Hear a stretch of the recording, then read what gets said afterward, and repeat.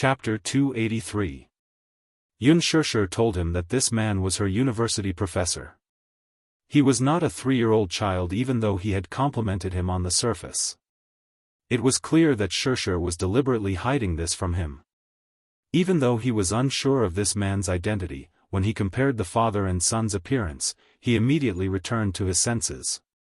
Thus, he could roughly guess this man's identity. He should be that mysterious employer from 6 years ago. He did not point it out as he was afraid that Shurshur would be embarrassed. Yun Yecheng escorted Yun Tianyo's bed and left. The ICU was on the 15th floor. Before he left, he did not forget to remind Shurshur to go back to rest and come back to the hospital to replace him. Yun Shurshur thought for a moment and nodded. She could go back to get some of Yu's clothes to change into. At the elevator entrance, Yun Shurshur said, "Mu Yaja, it's getting late. You should go back." Mu Yaja's expression was tinged with anger as he cocked a brow. "Are you chasing me away? I saw that you didn't sleep last night, so I'm afraid that you're tired." Mu Yaja's expression softened instantly, and a hint of mockery flashed in his eyes.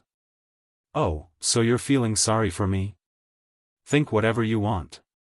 Yun Shurshur was a little annoyed as she said angrily, "Don't blame me when you don't have the energy to work." Mu Yaja's lips curled into a smile. With one hand in his pocket, he leaned over slightly and whispered into her ear, "I've always been energetic. Haven't you experienced it yourself?" His words were clearly hinting at something. Yun Shurshur bit her lower lip as her cheeks flushed red all the way to her ears. She glared at him in embarrassment and annoyance. "Ridiculous. I don't know what you're talking about." Ding! The elevator door opened. Yun Shurshur was about to step into the elevator when she was pushed into a corner and slammed into the cold wall. She could not help but widen her eyes in shock. Before she could react, the man's tall body was already pressing against her. It was a camera's blind spot. He had an ulterior motive. The elevator door closed. At this moment, only the two of them were left in the narrow space. Yun Shurshur was shocked and looked up at him in fear. Mu Yaja lowered his head and reached out to hold her chin tightly. His long and narrow eyes curled up devilishly. His eyes were deep and heavy. He let out an evil laugh and leaned closer to her face. Staring into her helpless eyes, he said in a low and hoarse voice, "Little liar, you're really interesting." "You? What are you doing?" Yun Shurshur turned her face away in a panic, but he pulled her face back and forced her to meet his gaze. "Heh, you usually look so obedient, but I didn't expect you to be so clever when it comes to lying." She was startled and her face flushed red unnaturally. She had no choice but to lie. How could he tell the truth in front of his father? Could it be that he had to confess to his father? This was undoubtedly tearing open his scabbed scar. Yun Yecheng had always been brooding over the contract from 6 years ago. He was annoyed at himself for not being capable enough to let his most beloved daughter become a surrogate. If she were to say this, her father would definitely be in a tight spot without a doubt. He, on the other hand, had followed her into the hospital and caught her off guard. Now, he was blaming her. Yun Shurshur averted her eyes and did not look at him. She pursed her lips as if she were sulking, but in the man's eyes, she looked a little childish and adorable. "Professor?" "Ha!" Chapter 284. "Little thing, why don't you tell me what I've taught you?" As he said that, he reached out and rubbed her chest heavily. He lowered his head and bit her lips, the tip of his tongue rubbing against her lips as he smiled devilishly. "Is it this?" He didn't teach her anything good, but he did teach her a lot of things that she shouldn't have learned. Yun Shurshur exclaimed and slapped his hand away forcefully. Her eyes were filled with anger. "You! What are you doing?" This was an elevator. It could stop at any time and people could come in. How could he be so brazen in the elevator? Didn't he know how to restrain himself? As she thought about it, Yun Shurshur felt ashamed and indignant. Her phone rang at the right time. She heaved a sigh of relief and hoped that the man would pick up the phone so that she could escape this disaster. However, Wuxia didn't seem to have any intention of letting her off. He even ignored the loud ringtone and took a step closer to her. His slender fingers brushed her face gently as he narrowed his eyes and carefully studied her face. Suddenly, he sighed softly. What a seductive face. Look at those innocent and pure eyes with a hint of coquettishness. One look was enough to seduce one's soul. Wuxia lowered his head and lightly pecked the corner of her lips with an ambiguous smile. Has anyone ever told you that you look like a vixen? Xianxia turned her head away, ignoring the man's provocation. He suddenly lowered his head and two warm breasts covered her. His large palm rubbed her waist unceremoniously and pinched it hard, causing her to groan in pain. Her lips and teeth were filled with his mellow scent, and there seemed to be a strong smell of smoke. His hot lips and tongue stole her breath and entered the gap between her lips. He gently nibbled on her small tongue and greedily sucked on it. She dodged uneasily and looked at the slightly darkened eyes. She raised her head and looked at the jumping floor numbers. She angrily pushed him away. This man. How dare he mess around in the elevator? They were about to reach the first floor. What if someone saw them? As he thought of this, his hand had unknowingly circled around her back, brushing past the scorching heat of his body as it probed into her skirt. Xianxia was so shocked that her beautiful face turned pale. She couldn't help but start to struggle. Her hands patted his shoulders, but she still couldn't stop his aggressive actions. She steeled her heart and fiercely bit his tongue. Amidst the dull pain, the two lips parted. Xianxia wiped her lips and glared at him. Wuxia, don't go too far. When he hugged you just now, the tender look on his face made her heart throb a little, and her impression of him changed. Who would have thought that at this moment, he would reveal his true colors? Wuxia's face froze for a second. Then, he raised his eyebrows dangerously and a trace of coldness appeared in his eyes. This woman actually bit him again? It was somewhat inconceivable, but more than that, he found it interesting. The girl in front of him, who clearly looked weak and fragile, was resisting him again and again. It seemed that no matter how docile a cat was, once it started to scratch, it would be quite fierce. One had to know that with his status and identity, many women would flock to him like a flock of ducks. They would even lower themselves to cater to him. However, this woman was extremely unwilling, and it ignited his desire to conquer her. Well, it was good that he spent more effort to train her. What he really enjoyed was the process of conquering. Chapter 285. The man's eyes were too scary. She simply lowered her head and stopped looking at him. In this suffocating panic, the elevator door slowly opened with a ding sound. Xianxia lifted her head as if she had been granted amnesty, but when she saw the woman standing outside the elevator, her heart plummeted.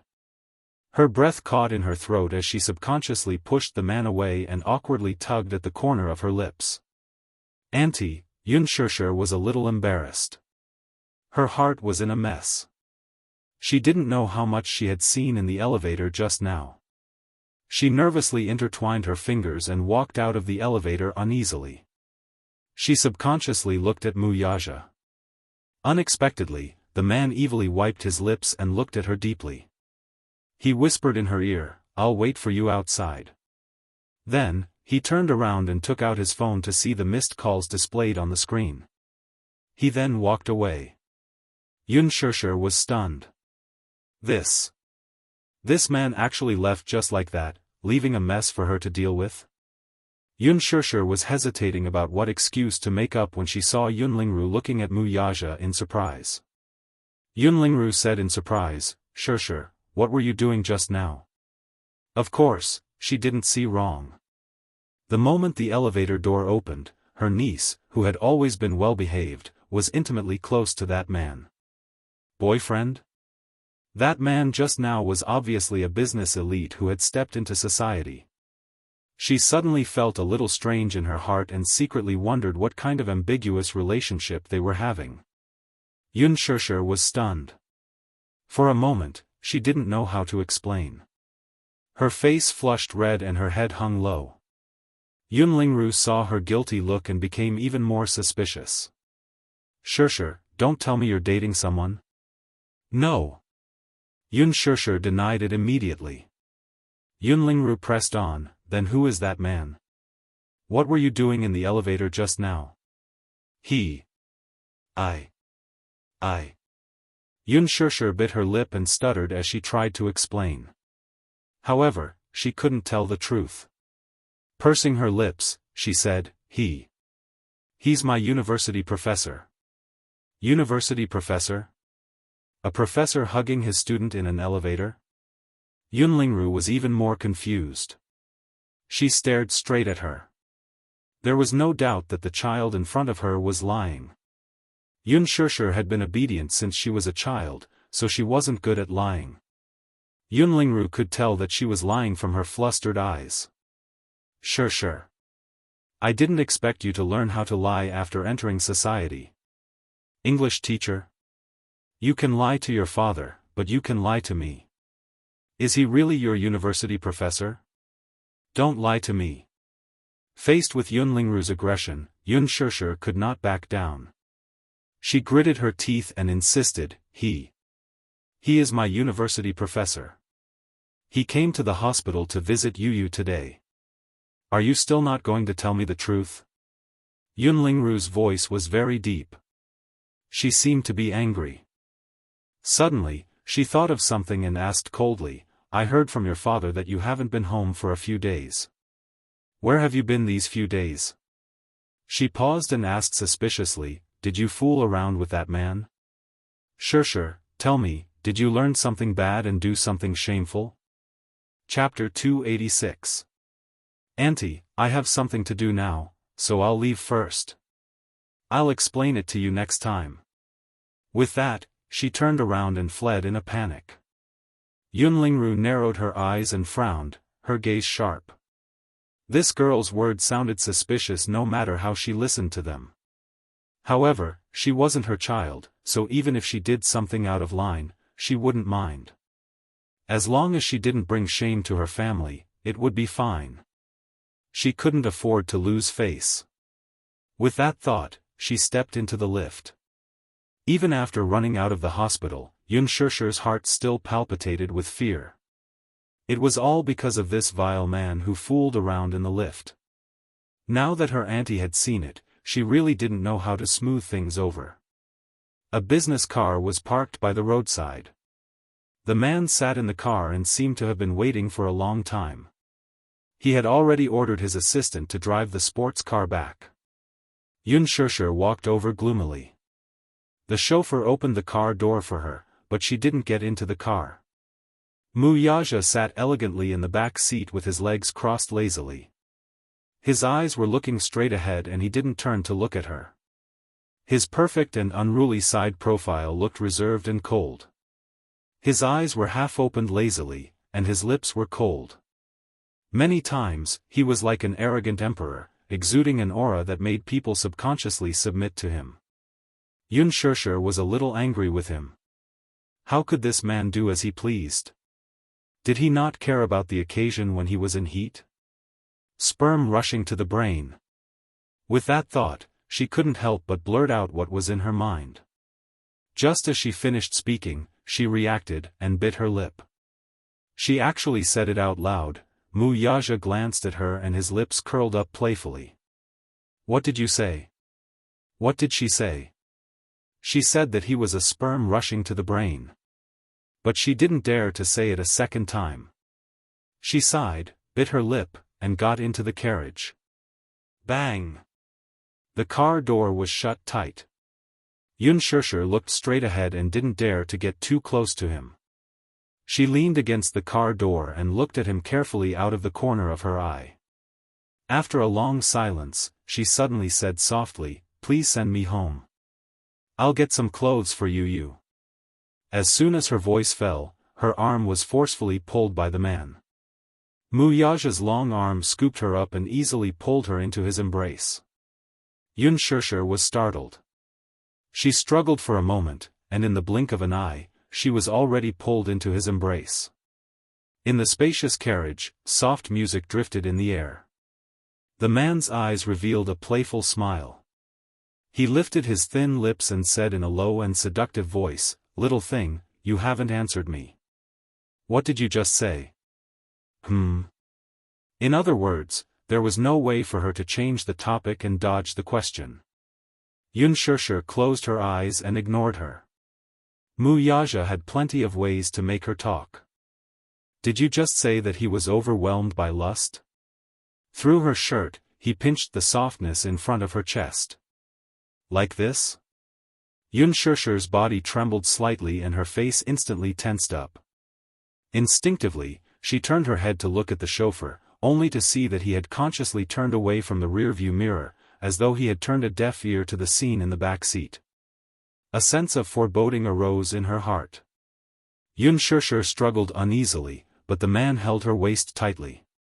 His large palm pressed against her back and pressed her even closer to his chest. Their faces were intimately close, the tips of their noses touching, and their lips touching. Chapter 287. Such a close distance really made her feel uncomfortable. Looking at the devilishly handsome face so close, Unspoken helplessly pushed against his chest. Wasn't this man just sitting there quietly? Why did he suddenly? There was someone else in the car. She looked away helplessly, but her chin was tightly gripped by his long fingers and she was forced to look at his face.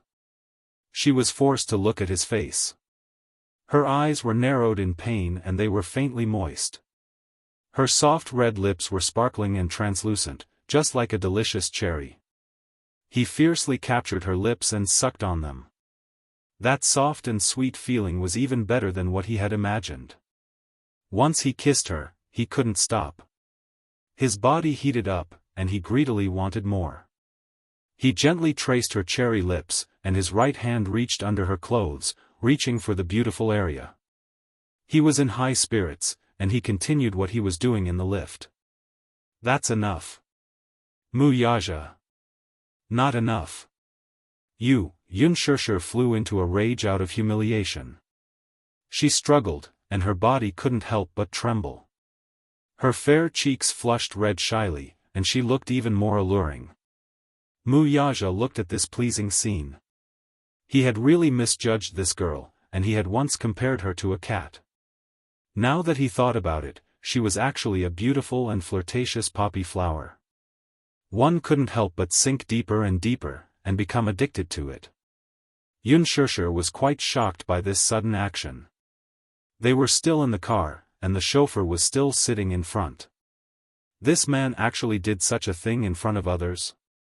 She was a little helpless, but more than that, she felt ashamed.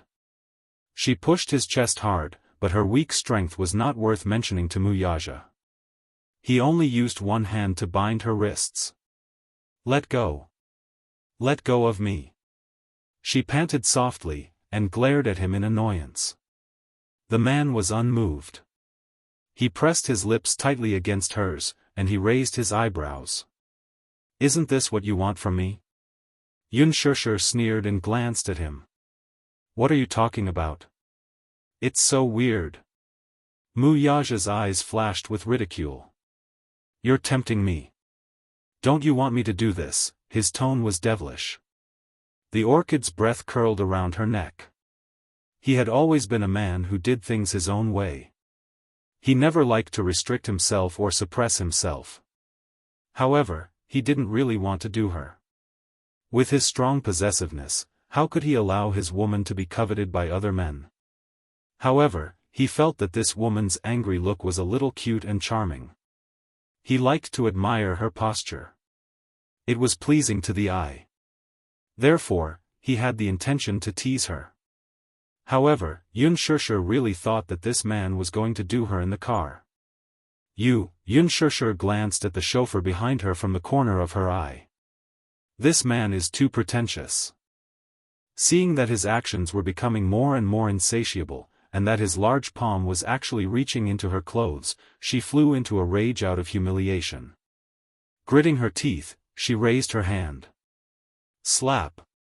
A crisp sound rang out. The man couldn't help but turn his face sideways. She pushed him away and sat back in her seat. Her face was full of anger. Mu Yaja's gaze froze, and he was in disbelief. Even the driver, who was sitting in the driver's seat, was stunned. He held his breath. He had seen a lot of stubborn women, but this was the first woman who dared to hit the CEO. So powerful, the driver was in awe of her.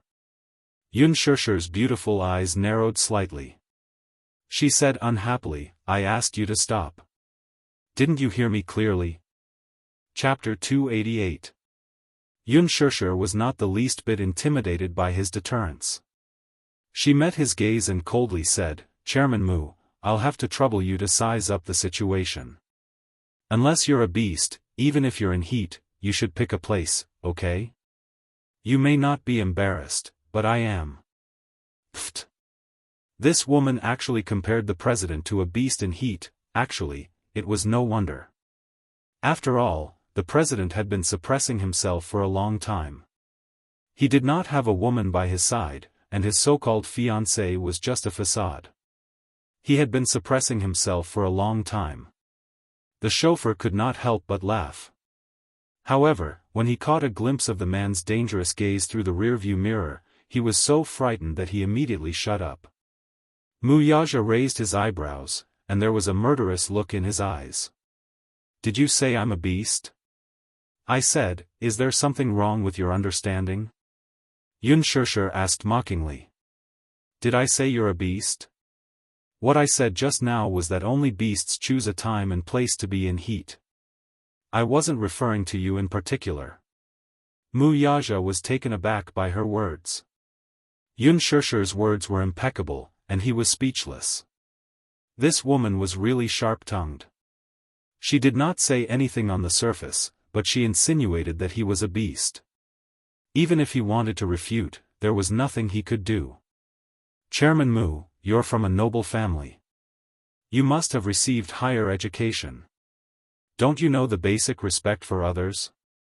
Yunshirshir said angrily. "If you don't know, why don't I teach you another lesson?" The man raised his eyebrows unhappily. "Are you educating me?" The chauffeur could not help but laugh when he heard that. Mu Yaja could not take it anymore. He had nowhere to vent his anger after being snubbed by someone. "Old Han." "Yes, President." "Why are you laughing?" "Which bastard is laughing?" Old Han looked embarrassed. "Am I laughing?" "I'm not laughing.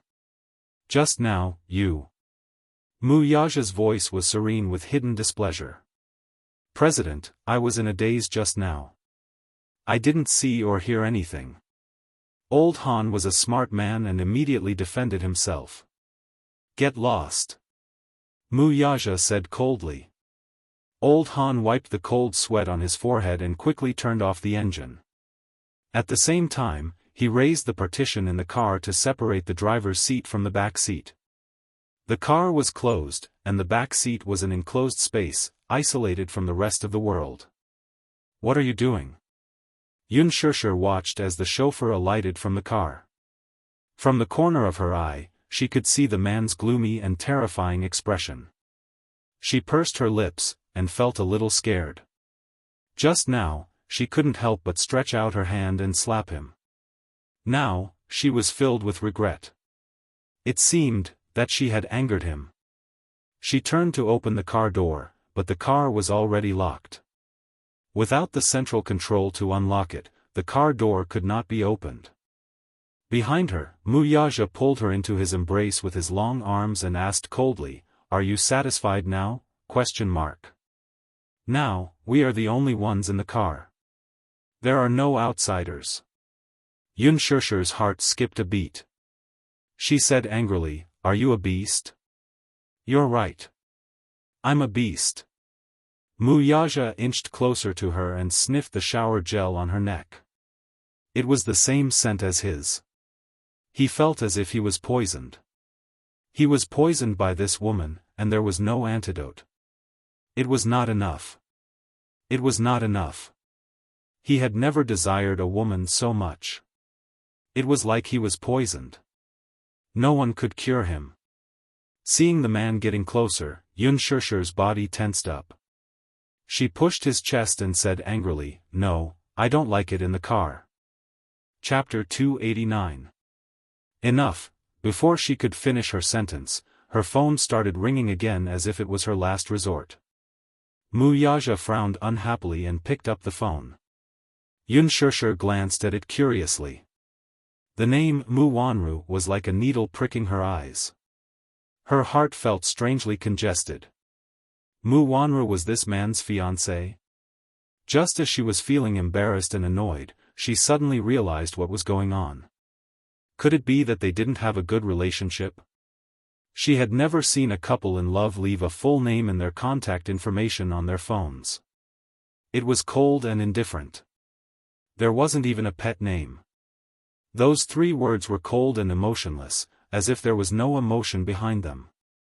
On second thought, she raised her eyebrows. Simple and clear. That was this man's usual style. Maybe they had a good relationship. Why should she worry about it? But as he thought of this, a sense of shame arose in his heart. She felt that she was a third party. Yunshirshir suddenly felt very uncomfortable. She wanted to defend herself, but she couldn't. Wasn't that right? What was the difference between her and those women who interfered in other people's marriages? Mu Wanru, was she the woman she bumped into the other time? Yunshirshir's gaze deepened. She felt that something was wrong. She didn't know why, but this woman gave her a sense of déjà vu. Her eyes were so familiar. In her dusty memory, it was as if an indelible mark had been engraved. Somehow, it was as if some memory was breaking out of its cocoon. Her head hurt. Mu Yaja hung up the phone and didn't pick it up.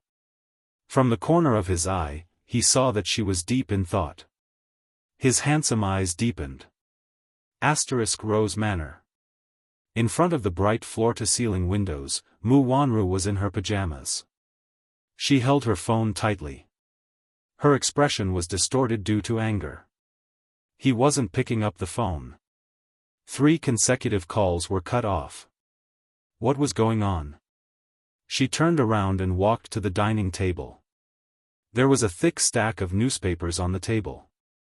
The headlines of the newspapers were all about Tang Yu having an affair with Huan Yu's top management. The pictures and text were very eye-catching. Mu Wanru picked up one of them and skimmed through it. Looking at the dazzling title, her knuckles stiffened. "Alan, you useless piece of trash. He didn't do his job well and even messed up a small task that was given to him. She trusted him so much, but he couldn't even do such a simple thing." She had thought that she could sit back and wait for Yunshirshir's scandal to be exposed, but now she had fallen into an irrecoverable situation. At that time, even Huan Yu would not be able to protect her, let alone Lin Fengtian. For a female celebrity, it was a huge scandal to be exposed.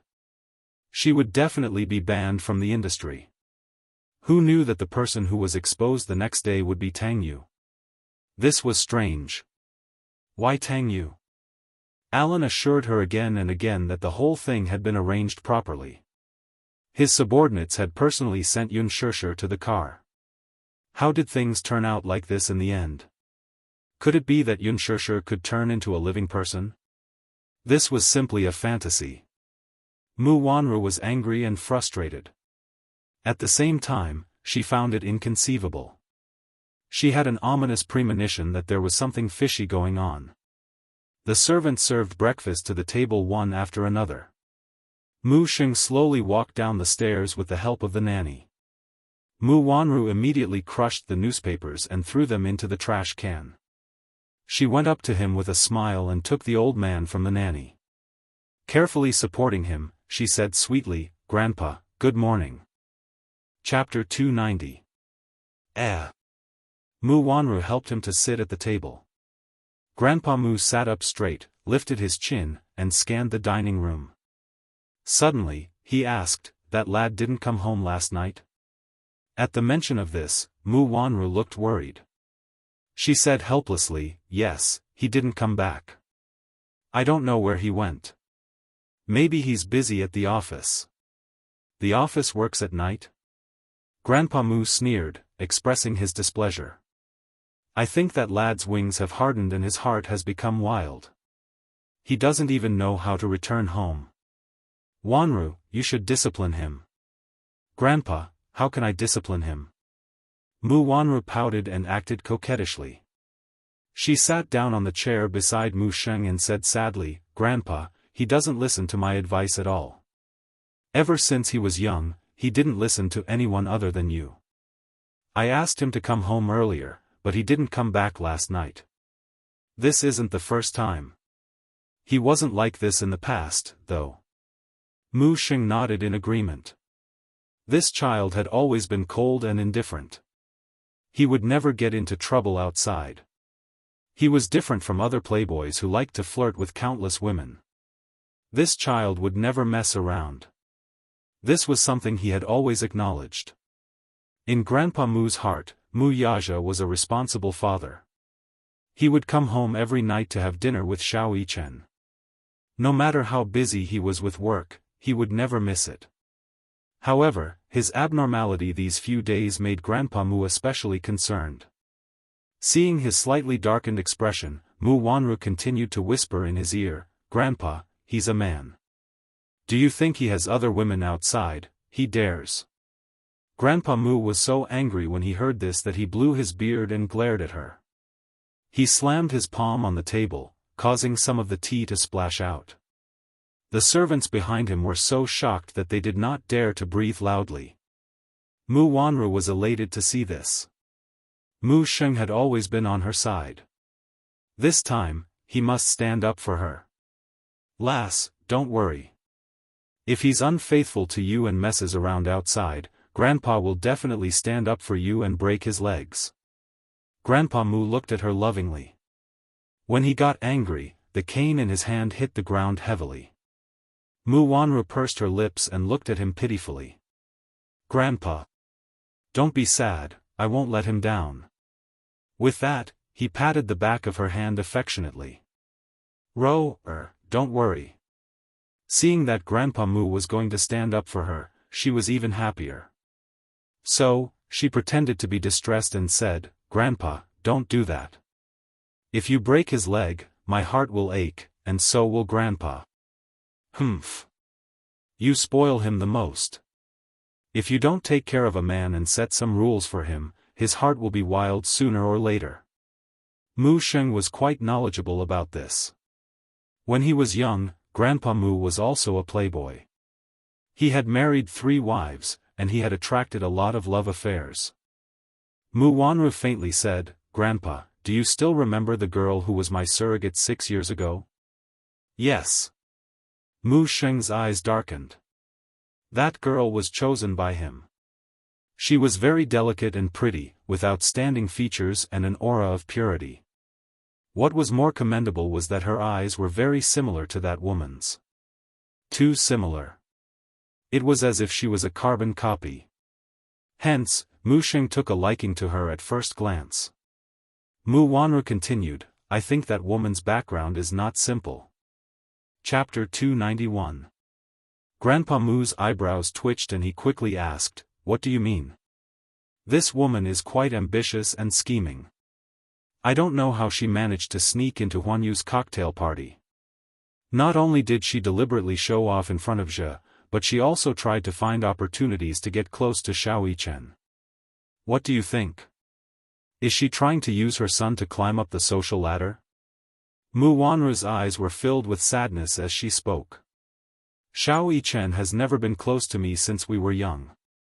I'm worried that she's plotting something to drive a wedge between me and my son."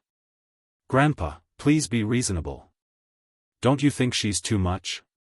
Mu Wanru recalled the intimate scene between Yun Shishir and Mu Yaja on the dance floor on the day of the cocktail party.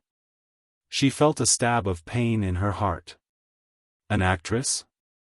Grandpa Mu snorted coldly. He was a rather old-fashioned person. He had never liked the people in the entertainment industry, especially those female celebrities.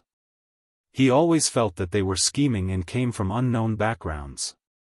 None of them were good people. Among the rich and powerful, the celebrities in the entertainment industry were the ones who were looked down upon the most. Although the celebrities were very popular nowadays, in the eyes of the older generation of aristocrats, they were just mediocre actresses.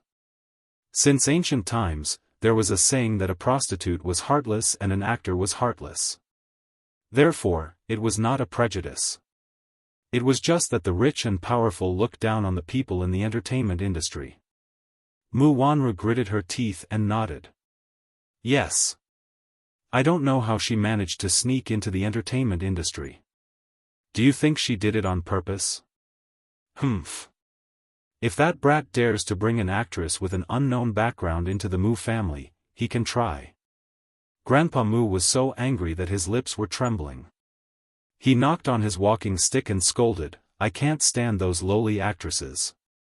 Moreover, the contract clearly states that she can't cause any trouble for the child's custody. Otherwise, she'll have to bear the consequences. If she insists, she'll burn herself." Mu Wanru was secretly happy when she heard that. However, she pretended to be helpless and said, "But what if she protects her? Grandpa, do you know that some women are born to be seductive? They are born to seduce men. How dare he? Why wouldn't he dare?" Mu Wanru pouted and said, "He hasn't been home for the past 2 days. He must be with that woman. Grandpa, you have to help me." "What?" Mu Xing's eyes widened in fury. "I'll teach him a good lesson when he comes back. Don't be sad. Grandfather will uphold justice for you." "Yes." Mu Wanru nodded happily. Although Grandpa Mu was already in his 60s, he was still a man who had been involved in bloody battles when he was young. His methods were ruthless. If she were to borrow his means to get rid of Yunshursher, this thorn in her side, she wouldn't need to do anything. Old Master Mu was obviously still angry. He lifted his chin and looked around before asking with a strange expression, "Where's Ichen?" Mu Wanru immediately asked the nanny behind her, "Where's the young master?" "Young master is doing his morning exercise at the archery range. Go call him over for breakfast." "Yes." Mu Wanru sat down and carefully reached out to caress the old man's chest. She coquettishly said, "Grandpa, don't be angry." "Why are you angry over such a slut?" Chapter 292. The villa was located in the southwest corner of the mansion. It was a huge indoor shooting range. Mu Yaja had always been willing to invest a lot of effort into Xiao Yichen. When Xiao Yichen had just learned how to walk, Mu Yaja had sent him to the special training camp to observe the soldiers' special training. When he was young, Grandpa Mu had also trained him in the same way. Every summer, he would send him to the special training camp to undergo special training. Under Mu Yaja's influence, Xiao Yichen had developed a strong interest in firearms and combat at a young age. When he was 2 years old and the other children were still learning how to speak, Xiao Yichen was already holding a pacifier in his mouth. He could skillfully assemble and load all kinds of firearms and ammunition. When he was 3 years old, he could even load and shoot skillfully. Even Grandpa Mu could not help but click his tongue in amazement. Children of the same age as Xiao Yichen might still be learning how to speak. Those who were talented liked to draw on white paper and were still obsessed with interesting toys. However, Xiao Yichen seemed to have inherited Mu Yaja's iron-blooded genes. He did not like to play with words and ink. Instead, he was obsessed with combat and firearms. When he was 5 years old, he officially entered the military camp. Not only did he not complain about the heavy training, but he was also very excited about it. Grandpa Mu was in awe. Not only was this child not inferior to Mu Yaja when he was young, but he had even surpassed him in terms of maturity. The villa was not only equipped with a fencing hall, but it was also equipped with an archery hall, a shooting range, and a combat arena. All of these were prepared for Xiao Yichen. At the same time, in the archery hall, it was quiet. It was so quiet that one could hear a pin drop on the ground. Xiao Yichen was wearing a smart and neat protective suit. He stood upright and held a heavy bow in his hand. He held his breath and focused on aiming at the target 100 meters away. His fingers pulled the bowstring. Swoosh! The arrow that was released from the bowstring seemed to have the power of a thunderbolt. It was like an arrow made of sparks. It was shot in an instant and accurately hit the bullseye. Young master, behind him, the nanny who had rushed over had been waiting for a long time. Seeing him put down the bow, she said softly, "Master and young madam want you to have breakfast." Xiao Yichen acted as if he hadn't heard anything. He turned around with a cold expression and took off his equipment expressionlessly. Suddenly, he thought of something and turned around to ask, "Did Daddy come back last night?" Young master didn't come back last night." "Oh." Xiao Yichen furrowed his brows slightly, and there was a hint of loneliness in his eyes. After a moment of silence, he picked up the towel handed to him by a servant and wiped the sweat off his face. "I'm not going. Tell Grandpa and Mommy that I have no appetite." His cold words revealed that he was somewhat disappointed at the moment. The nanny said with a worried face, "Young master, if you don't go eat breakfast, master will be worried. Skipping breakfast isn't good for your health." "Then prepare a copy for me and send it to my study," Xiao Yichen said coldly and walked out of the archery range. Behind him, the nanny looked at his cold figure and sighed softly.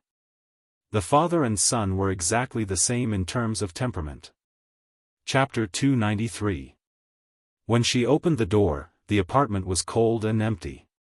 Mu Yaja followed behind her. The moment he stepped into the extremely small space, a look of disdain appeared on his face out of displeasure.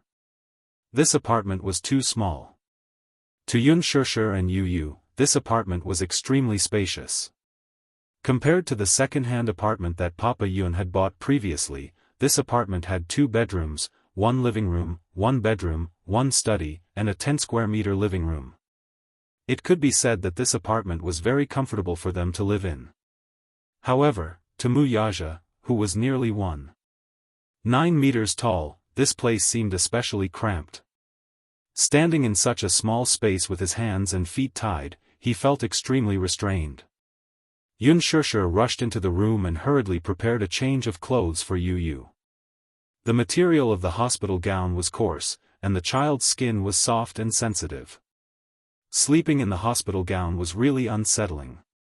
Although Yu did not mention it, Yunshursher was attentive. With one glance, she saw the red rash on his wrist due to his sensitive body. Her heart ached terribly.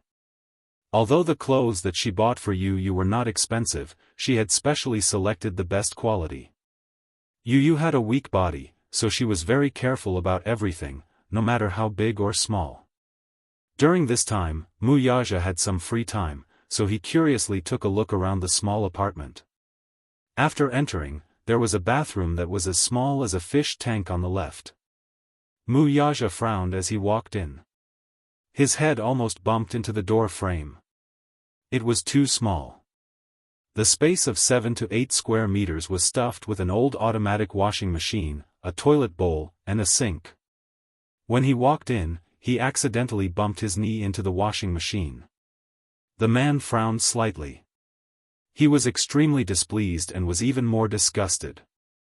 The bathroom was described as smaller than a fish tank because there was a wall-mounted aquarium outside the living room of the Mu residence.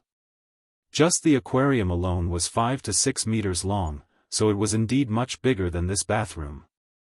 A human is inferior to a fish? Mu Yaja walked into the kitchen again. The first thing he saw was 2 little bare aprons hanging on the barbs. One big and one small, it looked very warm. There was a duty list on the door. He glanced at it. There were 7 days in a week. Yu was responsible for 5 days of meals, and Yunshursher was responsible for 3 meals on weekends. The man smiled and could not help but find it interesting. It turned out that this Xiao Bao knew how to cook. A 6-year-old child actually knows how to do housework. I wonder how good her skills are. In the south, there were 2 rooms side by side. One of them was a study. Wuxia was a little taken aback when he walked in. There was a fax machine, a printer, a mahogany desk, a high-end computer, and a locked safe on the desk. Other than that, there was a pencil case and a thick stack of blueprints. Everything was neatly organized. What he did not know was that everything in the study was arranged by Yunshishi according to Yuntianyo's blueprints. It looked like a small office. Usually, Yu was the only one taking care of it, and Yunshishi never interfered.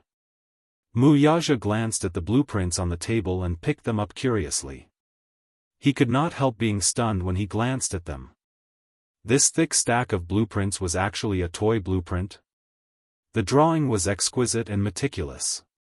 Be it the design or concept, it was ingenious. Such a design draft was clearly from an excellent and professional designer. Chapter 294. Wuxia. The man raised his head. At the door of the study, Yunshishi was carrying a pile of heavy laundry. Seeing the design drawings in his hands, she warned him sternly, "Don't touch anything in this study, or else you will be angry."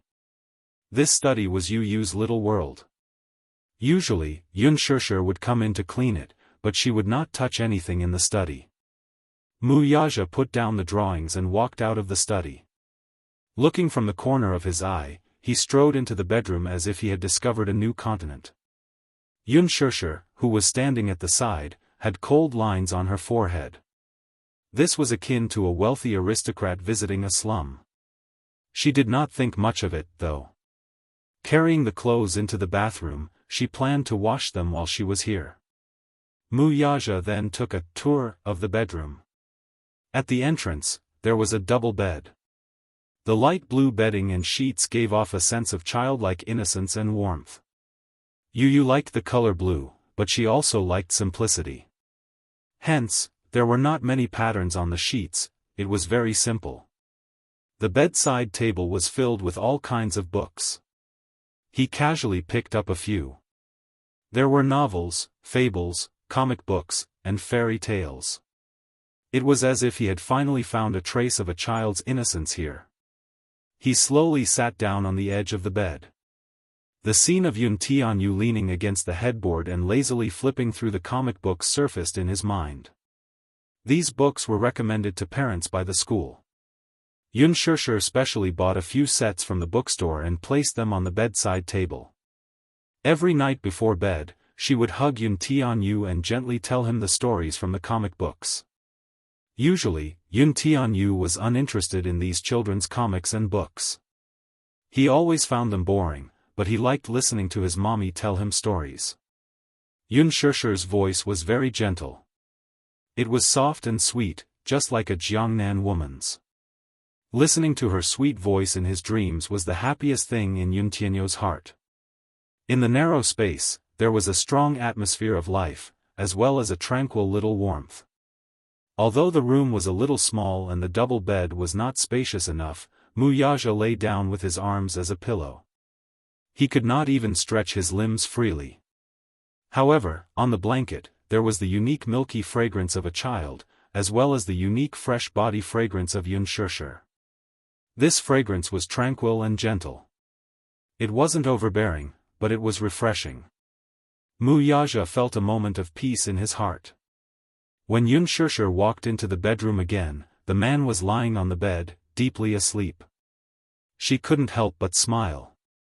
She still remembered that a certain man had said that she had more energy than others. Yunshishi quietly walked to the bedside, squatted down, and looked at the man's exquisite sleeping face closely. The man in deep sleep had his eyes gently closed. The dim light engraved a thin layer of shadow on his angular facial features. His long, narrow eyes and thick, black eyelashes were beautiful and charming. Yunshishi raised her eyebrows in surprise. She remembered that when Yu was born, he had a head of thick, black hair. When his eyes were closed, his eyelashes were fine and dense, even thicker than hers. It turned out that he had inherited this man's genes. He had a high nose bridge and a beautiful curve. He was like a sculpture that had been carved with the finest craftsmanship. Chapter 295. Yunshushi looked at every inch of his face and suddenly admitted that this man was very good-looking. Sometimes, it had to be said that the heavens were biased. They gave him all the best things in the world and were not stingy at all. His monstrous interpretation, his wealth that could rival a country, his inexhaustible wealth, and even gave him a heaven-shocking appearance. He was incomparably handsome and perfect. But it gave him a strange temperament. His mood was unpredictable and his personality was very bad. Perhaps it was the style of the children of aristocratic families, always putting themselves first. If he liked it, he had to get it. If he couldn't get it, he would destroy it and not give it to others. If he didn't like it, he didn't want it. He would never force himself for anyone and was insufferably arrogant. But he had this kind of capital. While she was lost in thought, the man on the bed suddenly opened his eyes and looked into her eyes. Yunshushi was caught off guard and was stunned. In the next second, an arm powerfully wrapped around her waist and pulled her into his embrace. The world in front of her eyes turned upside down and in an instant, she was pressed down by the man's body. The double bed was not big and it was hard for it to fit the man's tall body, but the texture was very soft. The bed was slightly sunken and her body sank in. Muyasha's heavy body fell on top of her and it was hard for her to breathe. Yunshushi's cheeks turned red because of his heavy body. "Hey, Muyasha, what are you doing?" Muyasha lowered his head and sniffed the gentle fragrance in her hair. His deep voice sounded like orchids in her ears. "Sleeping with my woman." "What?" She thought she had heard wrong. The man kindly reminded her, "I said, sleeping with you." Yunshushi was a bit defeated by him and angrily said, "Are you a stud horse? Can't you think of something else other than this? If I'm a stud horse, are you being planted?" She simply gave up struggling. How could she forget that this man had always been overbearing and aloof? He never cared about other people's feelings. She didn't struggle anymore, nor did she push him.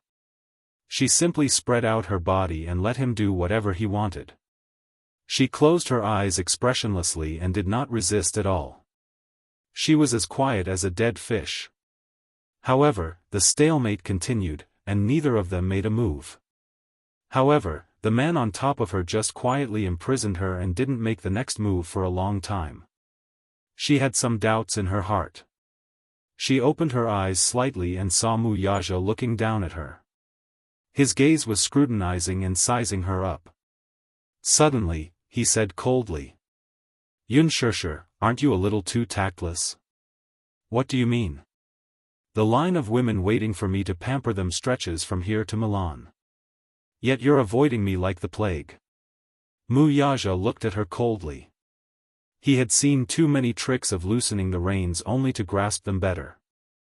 There were always some women who did not know the immensity of heaven and earth acting in front of him. Therefore, he could tell at a glance that this woman's resistance and disobedience towards him was not some pretentious trick. Instead, he was really trying to avoid him. Arrogance. It was as if she should treat his favor as a great gift and kowtow to thank him sincerely. Yunshushi sneered.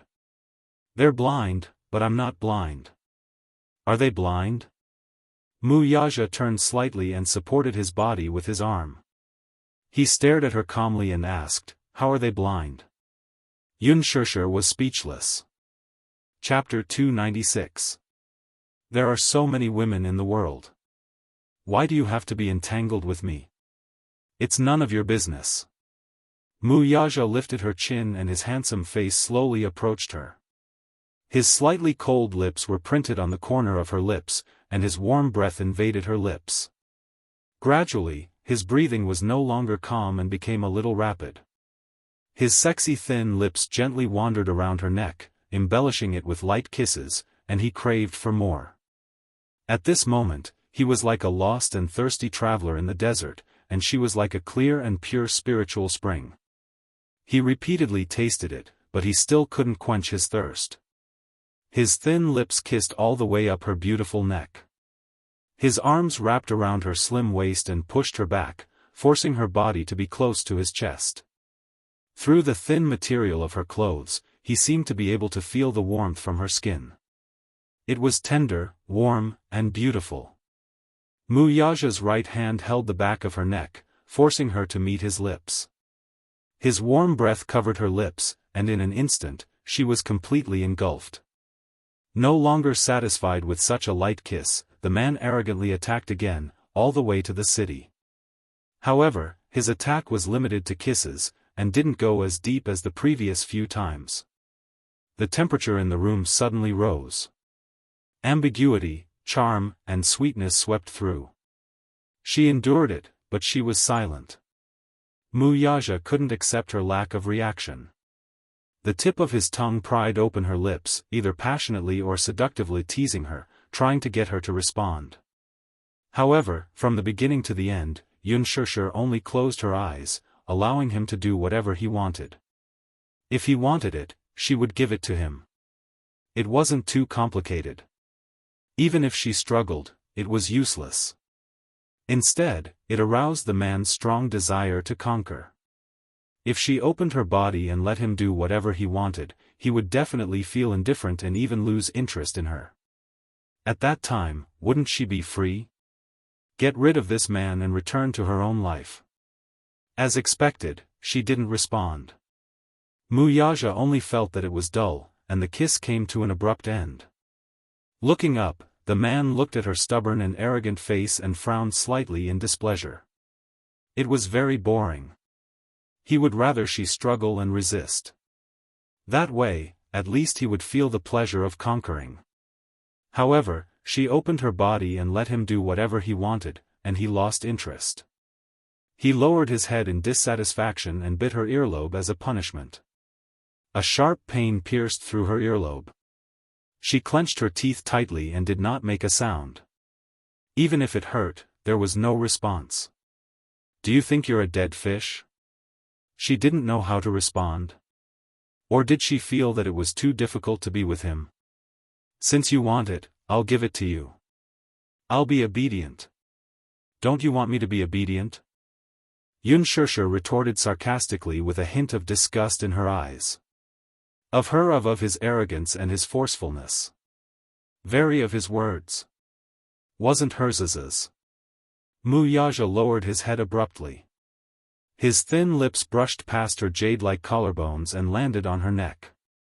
He sucked on her skin fiercely, his hot breath continuously blowing on her skin. Chapter 297. The woman in the mirror had flushed cheeks and gloomy eyes. On her exposed neck, there was a red, swollen, and ambiguous kiss mark.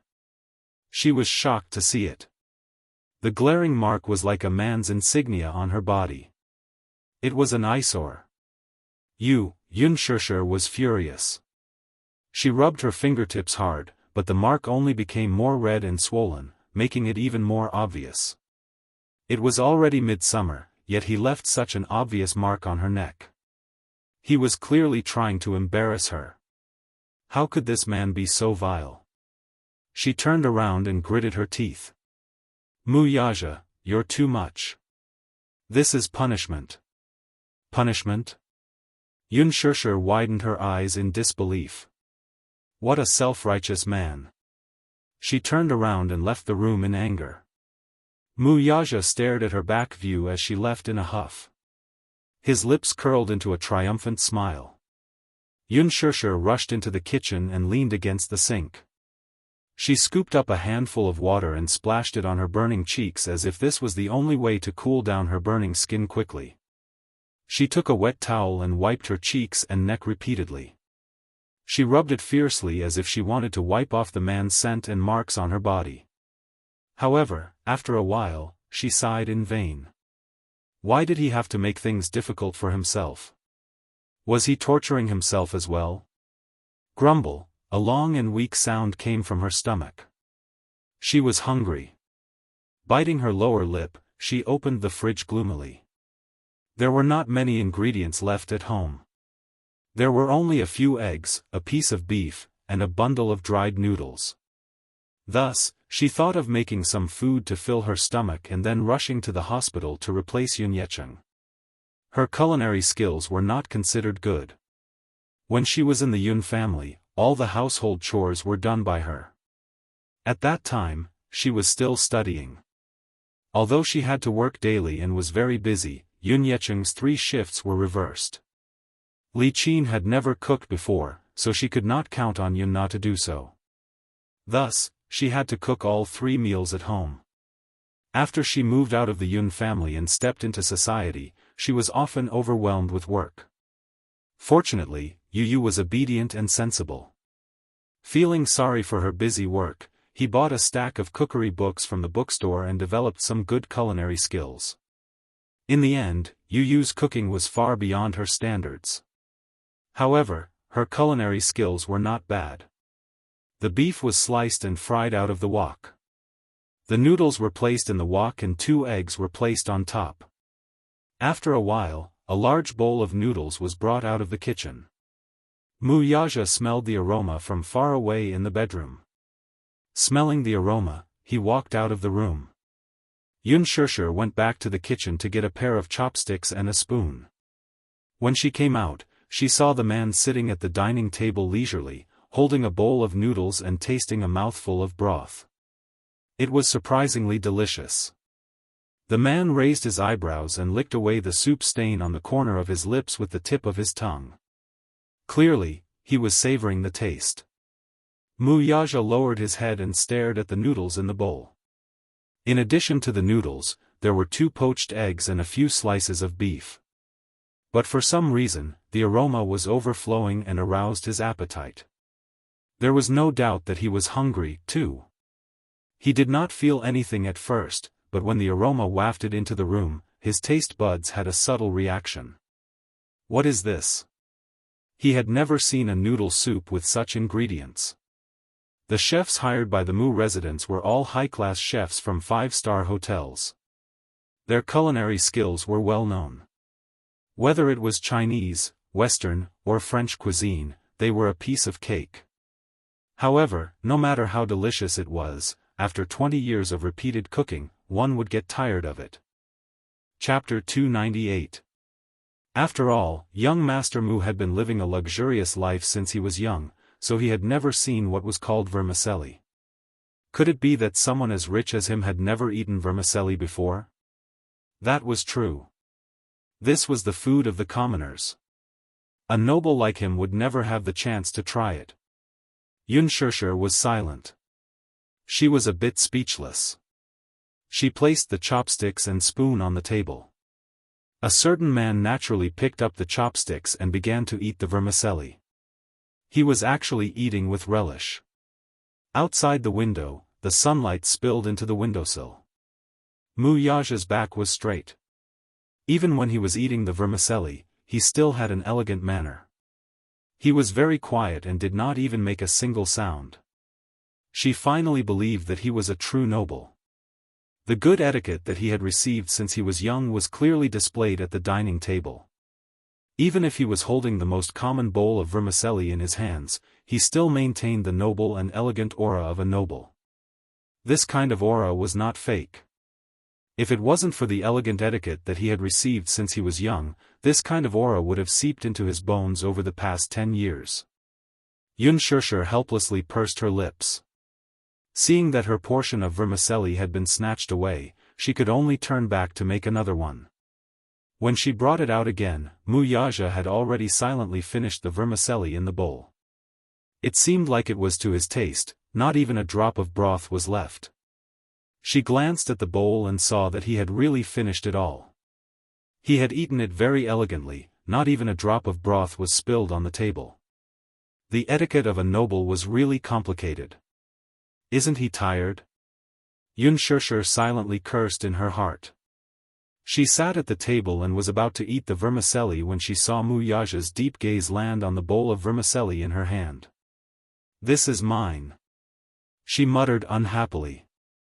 To be precise, the portion that he had just eaten was originally hers. Seeing the hidden desire in his eyes, she quickly used her hand to protect the bowl of vermicelli.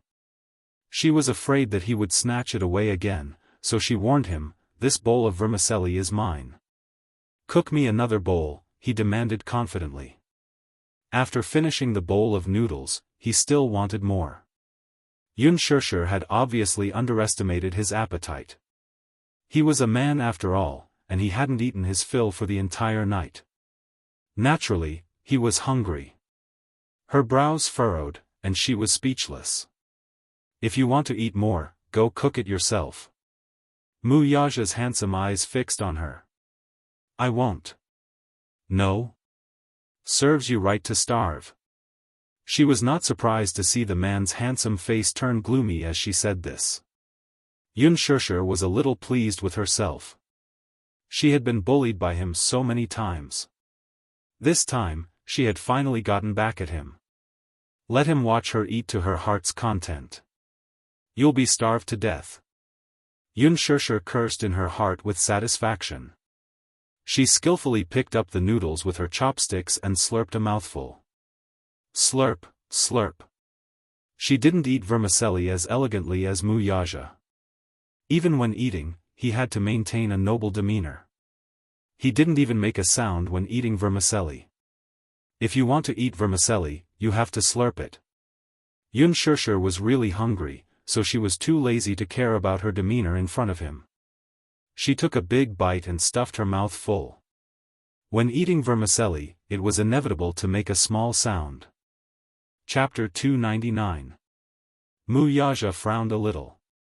Although he felt that she didn't look ladylike, he didn't know why, but seeing her eating like this, coupled with the slurping sound of the noodles, he felt that the noodles were even more delicious.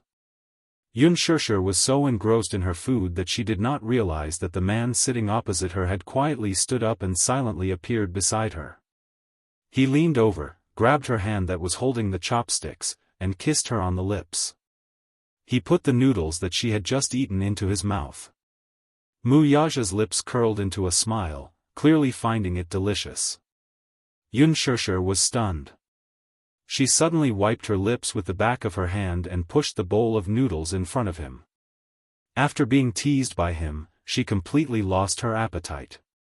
"You eat, I'm not eating anymore." "Why, are you angry?" "Who cares about you? Go and eat your clear soup noodles." Unspoken glared at him speechlessly and went to the bathroom to take the washed clothes to cool. Wuxia saw her angry appearance and was in a good mood. He sat back at the table and enjoyed the noodles in the bowl with satisfaction. When Unspoken came back from cooling the clothes, there was no one at the table. The sound of the shower came from the shower. From time to time, the man's frustrated curses could be heard. He was sweating a little after eating the noodles. Plus, he was sweating in the hot and stuffy hospital, so he wanted to take a shower. However, there was a problem with the water heater.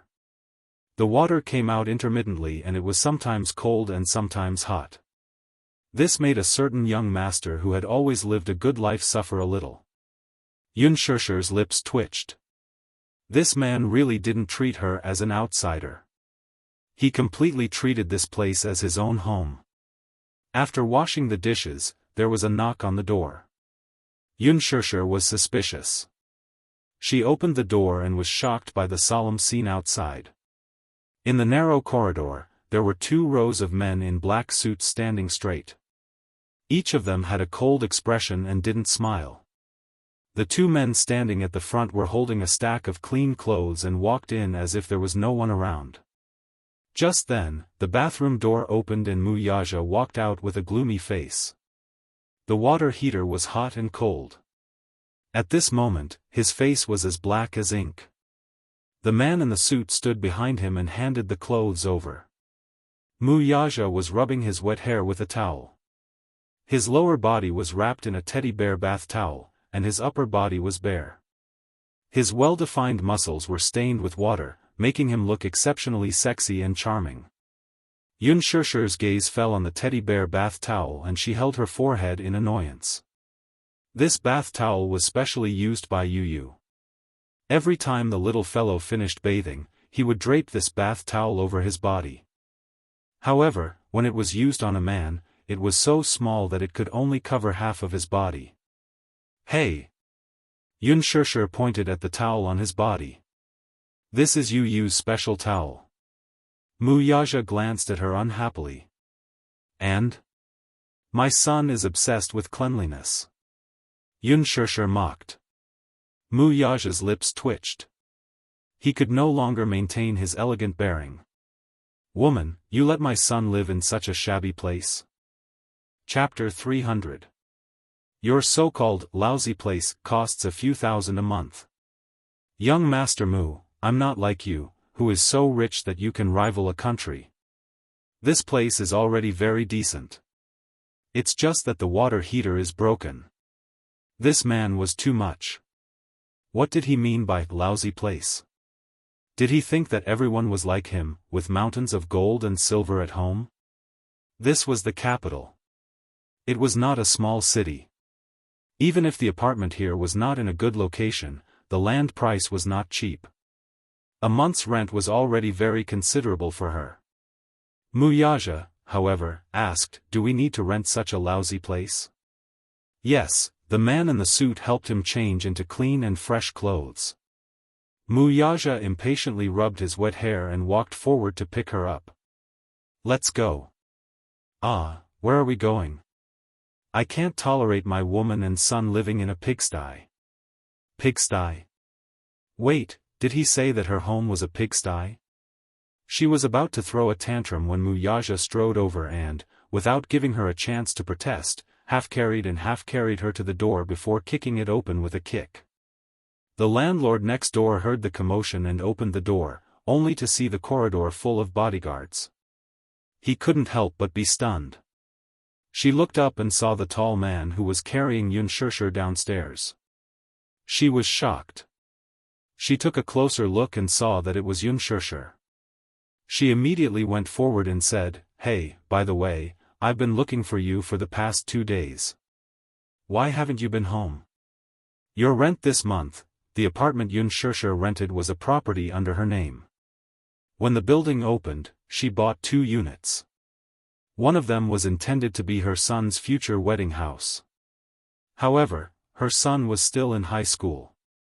She felt that it was a waste to leave it empty, so she simply renovated it and rented it out. As soon as she finished speaking, Wuxia impatiently refused, I'm not renting it. Huh? The landlord was stunned as he watched them leave. Chairman Mu, how about this one?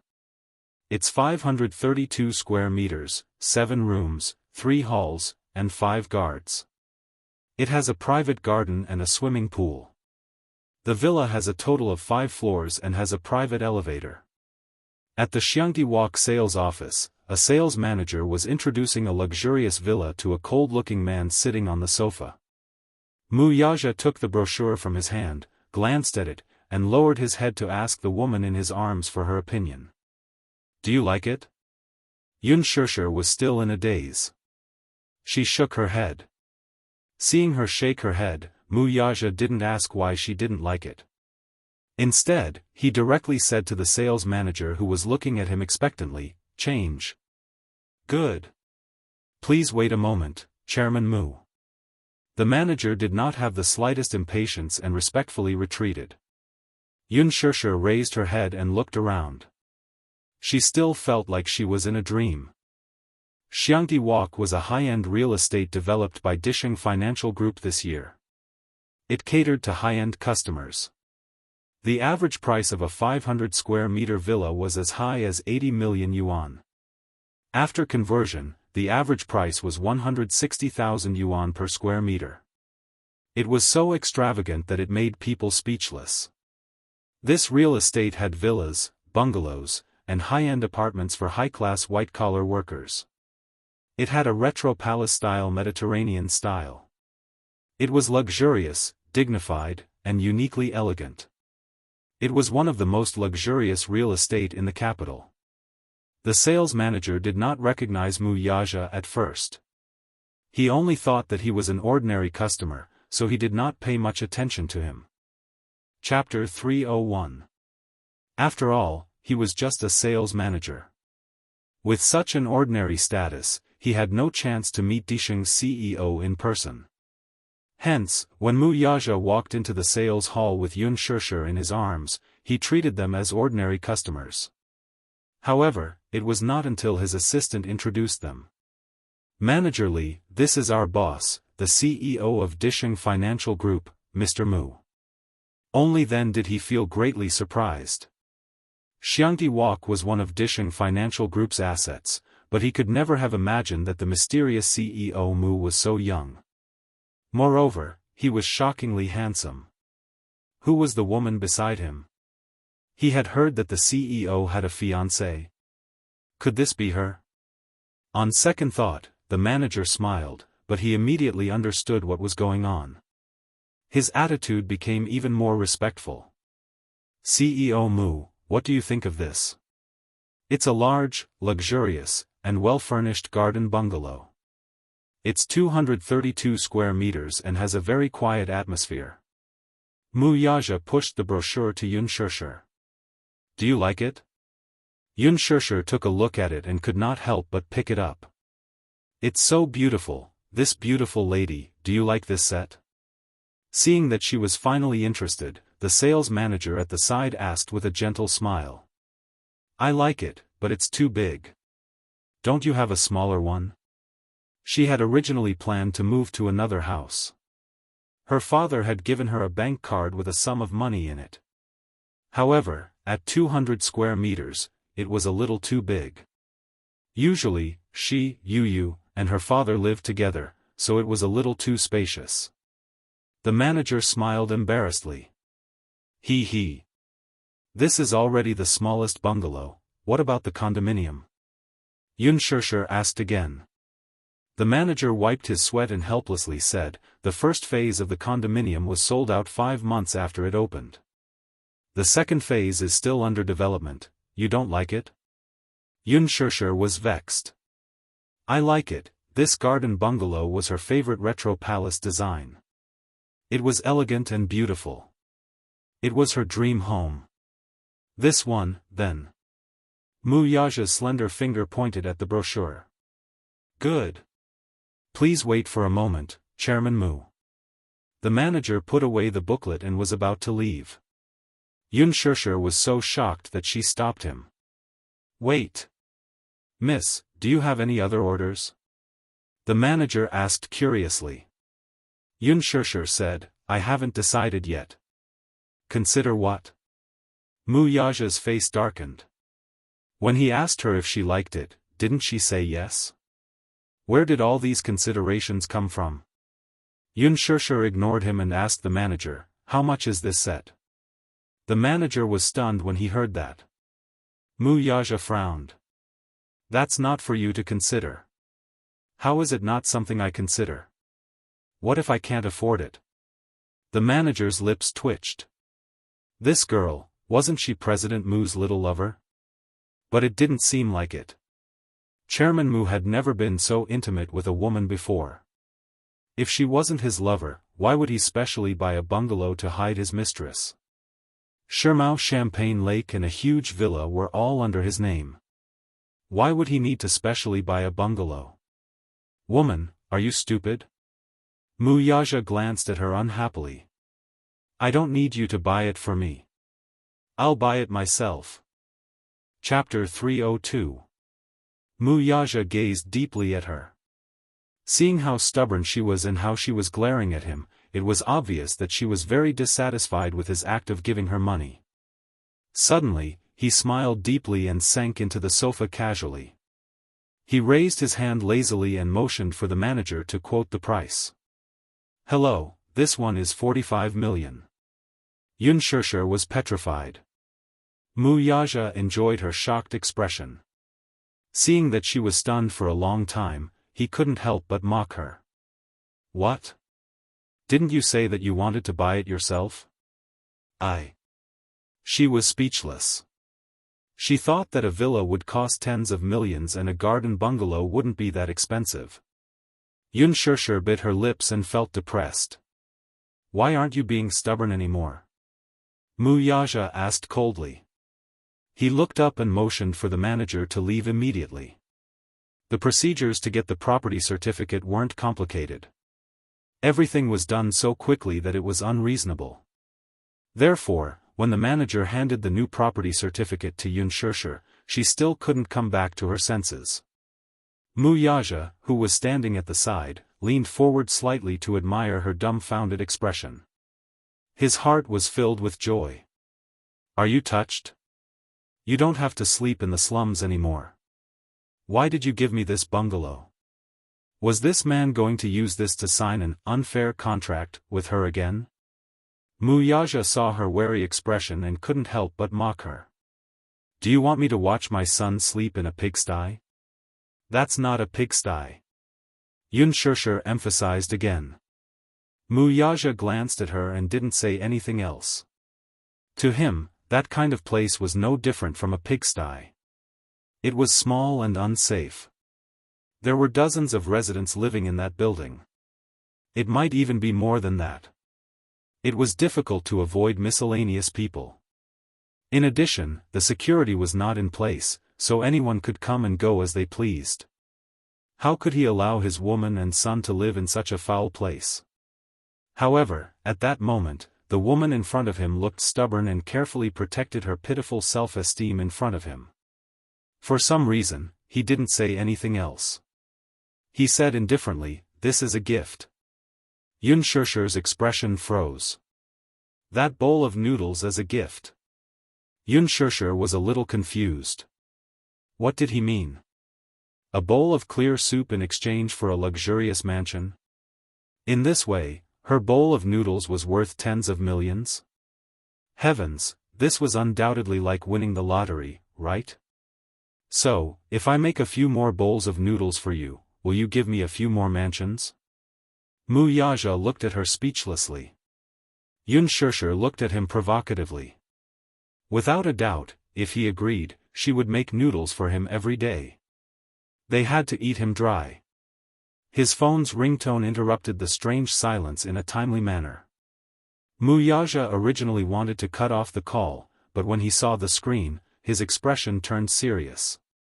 He immediately walked to the side and picked up the phone, replying in a deep voice, "Grandpa." On the phone, the old master's voice was gloomy and angry, but he tried to control himself.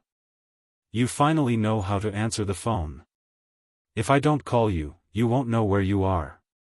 Seeing that he was silent, the old master became even more furious. "Do you still know how to go home? Wanru called you so many times, why didn't you answer? Do you still see her as your wife and me as your grandfather?" Chapter 303. "Grandpa, I'm not married to her yet," Wuxia said solemnly. "What do you mean by that? So what if you're not married? She's your fiancée and your future wife. Are you trying to drive me to my grave?" Grandpa Mu was infuriated. He coughed violently and cursed, "You're trying to make me angry." Grandpa, on the other end, Mu Sheng bellowed in exasperation, "Cut the crap. I'll give you 20 minutes. Come back immediately." The call was hung up. Wuxia's expression turned cold and gloomy in an instant. When Yun Tianyu woke up, the sun was already high in the sky. When he opened his eyes, he realized that he had been transferred to a different ward. It was even a special ward. Luxurious decorations, elegant style, and excellent equipment. A ward was actually created with a magnificent atmosphere. It had a living room, a study room, and a bathroom. His eyes swept across the room and saw Yun Yecheng lying on the bed with his clothes on. He was snoring lightly and heavily with a tired face. He had not slept for 2 days and 2 nights, he was already exhausted. Why is it him? Yun Tianyu frowned slightly, but he did not care too much about it and did not wake him up. He did not have much hatred for Yun Yecheng. He just felt that this man was too incompetent for causing his mother to suffer so much. In his heart, a man who caused his mother to suffer was useless. Did he need to say all sorts of excuses for not being able to protect someone? They were all excuses. If his mother chose to forgive him, he would also choose to let it go. Grumble, Yu rubbed his belly. He was a little hungry, so he got out of bed and shuffled to the living room in his slippers. Li Hanlin was sitting on the sofa. When he saw him coming out, he immediately stood up and greeted respectfully, Director Yun, Why are you here? Grumble, before he could finish his sentence, his stomach growled again. Li Hanlin looked at him with a smile in his eyes. Hungry? Yun Tianyu looked away in embarrassment, feeling that his smile was a little dazzling. Did you bring food? Yes. I knew that you would be hungry when you woke up, so I brought your favorite Fuji bento. Li Hanlin said as he took out a bento and placed it on the table. Who asked me to be the special assistant of the 24 filial piety? Where's my mommy? When I came earlier, she was already gone. Nodding his head, he sat on the sofa and gracefully finished his lunch. Li Hanlin hurriedly took out a stack of board documents and passed them to him. Yu took the documents and flipped through them one by one. These documents were all proposals from the board meeting and would be submitted to him for final approval. Those who agreed would sign their names, and the rest would be dismissed. As he flipped through the documents, he coldly remarked, "These old good-for-nothings are getting more and more useless as they get older." The more he read, the more his brows furrowed. Abruptly, he threw the document in his hand into the air. The official documents were scattered all over the ground, like snowflakes drifting down. He stood up expressionlessly, walked to the floor-to-ceiling window, and coldly said, "Since they're so useless, why don't they just lie in their coffins? I'll kindly burn a pile of paper money for them." Li Hanlin was silent. How black-bellied, Li Hanlin silently criticized him in his heart. This was his usual style, though. Chapter 304. Yun Tianyu snorted. Humph. You're trying so hard to replace me. You should know your place first. Li Hanlin was shocked and hurriedly said, "No one in the company can replace Director Yun's position. That's for sure." Yun Tianyu turned to look at him intently. "Without me, the company is nothing but a wasteland." Li Hanlin was shocked. Although his words were calm, they hit a sharp edge and were extraordinarily bold. If someone else were to say this, they would be considered arrogant. But when it came from his mouth, it was incomparably convincing.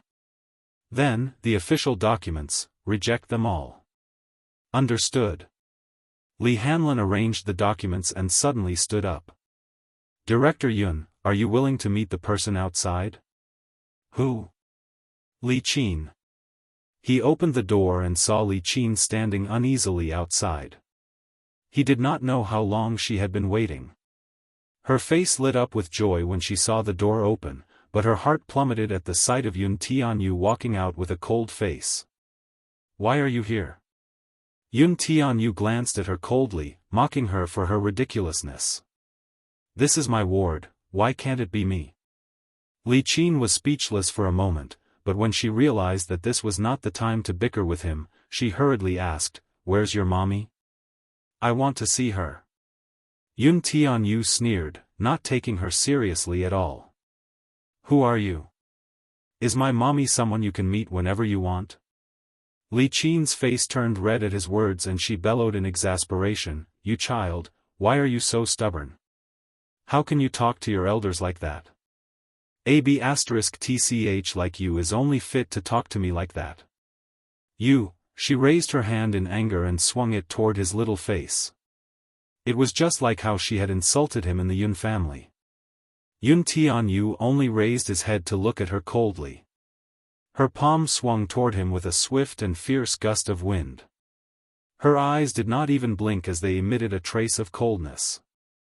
Li Hanlin's face darkened. He quickly blocked her palm, grabbed her wrist, and pushed her to the ground.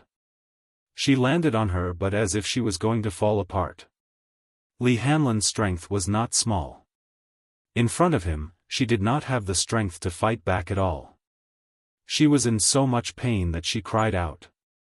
Yun Tianyu casually walked up to her and looked down at her from above. His lips curled into a mocking and cold smile. Li Qin, why are you looking for my mommy? Li Qin grimaced in pain.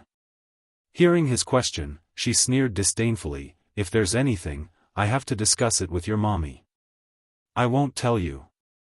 What would a child like you know? Hee hee. Yun Tianyu, you're getting more and more impudent. I'm your elder, I don't want to listen to nonsense. Yun Tianyu impatiently interrupted her. Since you want my mommy to help you, why don't you give me a reason for her to help you? Li Qin's expression changed, and a trace of bitterness appeared on her face. At least it's on account of the 20 years of mother-daughter relationship between me and her. Chapter 305. Friendship? What a mother-daughter relationship. Was it the friendship of 20 years of oppression and humiliation? Was it the friendship of being ostracized by him?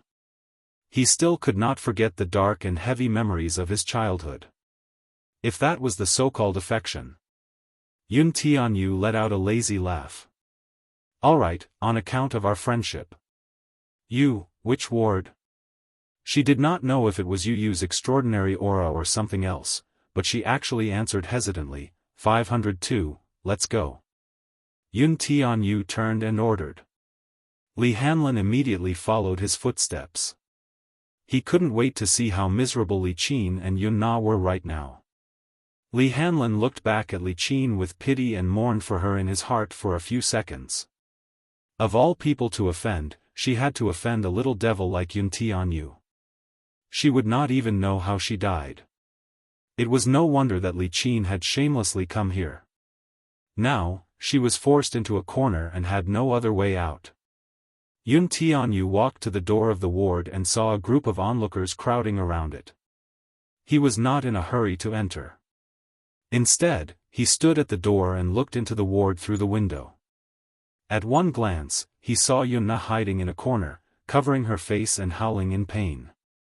Her voice was hoarse and broken. The wound on her face was originally infected and suppurated. Now that someone had pulled it, the bandages on her face were scattered messily. Her face was stained with blood, and even her hospital gown was dirty.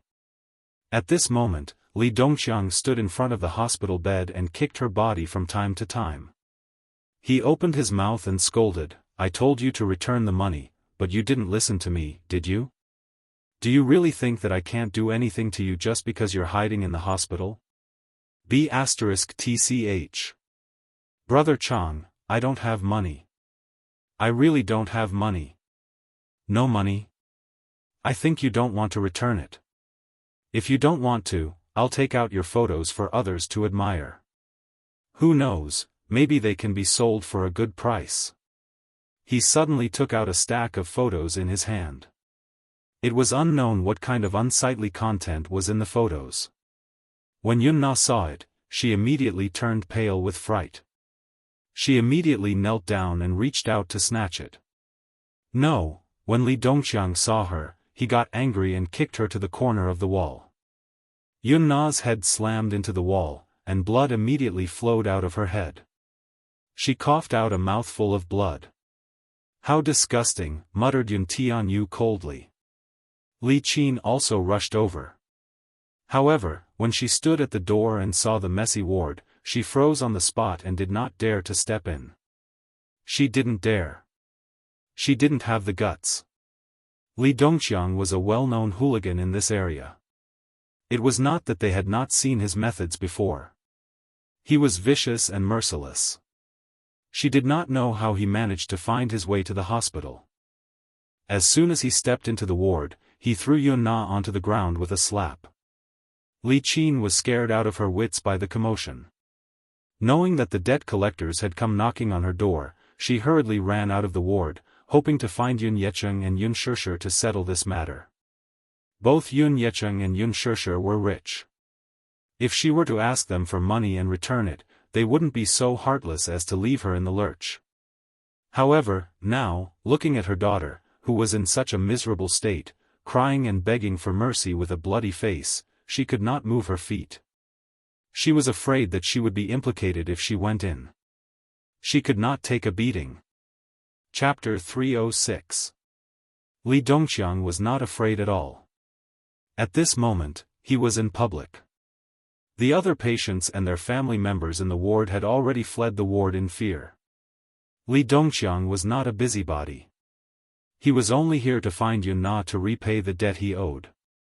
He would not cause trouble for other unrelated people. Li Qin, who was standing at the door, was so frightened that her legs turned to jelly. She was so frightened that she wanted to cry but did not dare to make a sound. She could only hide at the side in panic.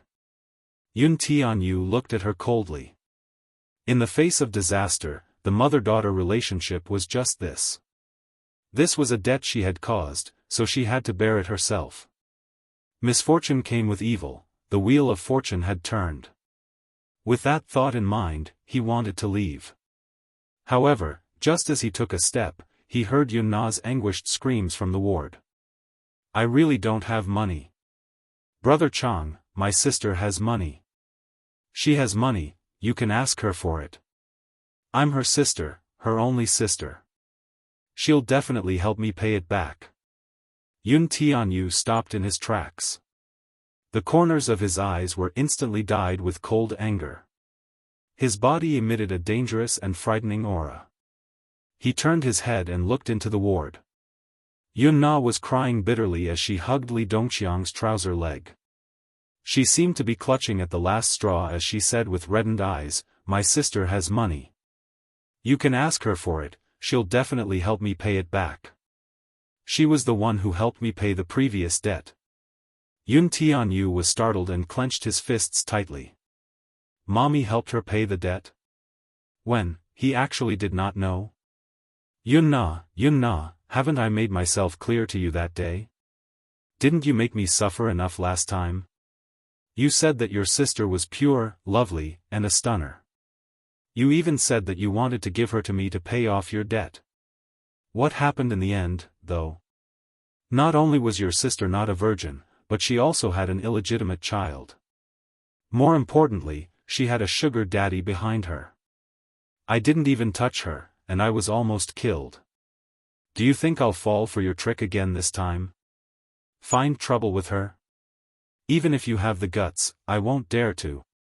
You should be the one asking. I don't dare to provoke her again. Yun Tianyu's brows knitted tightly, and his face turned pale in an instant. Don't force me, Brother Chang. Yun Na cried helplessly. At that time, I really didn't know what kind of sugar daddy was taking care of her. You didn't know, but now you know. Damn it, I've never seen someone as heartless as you. Your elder sister has always doted on you. That day, I sent someone to ask her to collect the debt. From her tone, it seems like this isn't the first time she's cleaned up your mess. If I hadn't threatened her with her son, she wouldn't have cared about you. Suddenly, a child's tender voice came from the door. When did this happen? Li Dongqiang looked back and saw Yun Tianyu standing at the door with a pale face. His beautiful eyes were as deep and empty as a bottomless abyss. Where did this little baby come from? Li Dongqiang frowned and scolded. You don't need to know who I am. Explain what you said just now. Yun Tianyu was not in the mood to care about his rude words. His tone was gloomy and cold, but his voice was unique to a child's, yet it was tinged with a chilling and dangerous aura. Li Dongqiang was stunned. Although the child in front of him looked no more than 6 or 7 years old, he was shockingly mature. His powerful aura almost overshadowed his sharpness. In front of a little boy, he actually lost the limelight. Chapter 307. What did you say? Why should I explain it to you? Li Dongqiang raised his head to look at the crowd outside the door and demanded fiercely, whose child ran out? Quickly take him away. The crowd dispersed in fright. Yun Tianyu coldly said, aren't you here to collect a debt? Explain it clearly, and I'll pay for her. You're just a child, where did you get the money? I have it. Li Hanlin, who was behind him, stepped forward with a smile. Li Dongqiang was even more confused now. Seeing this, Yun-na seemed to see the light of hope. She immediately pointed at Yun Tianyu and said, He is my sister's son. Oh. Is that Yun Shishir your mommy? You don't have to care so much. I'm just asking you, how much does she owe you? Yun Tianyu asked coldly.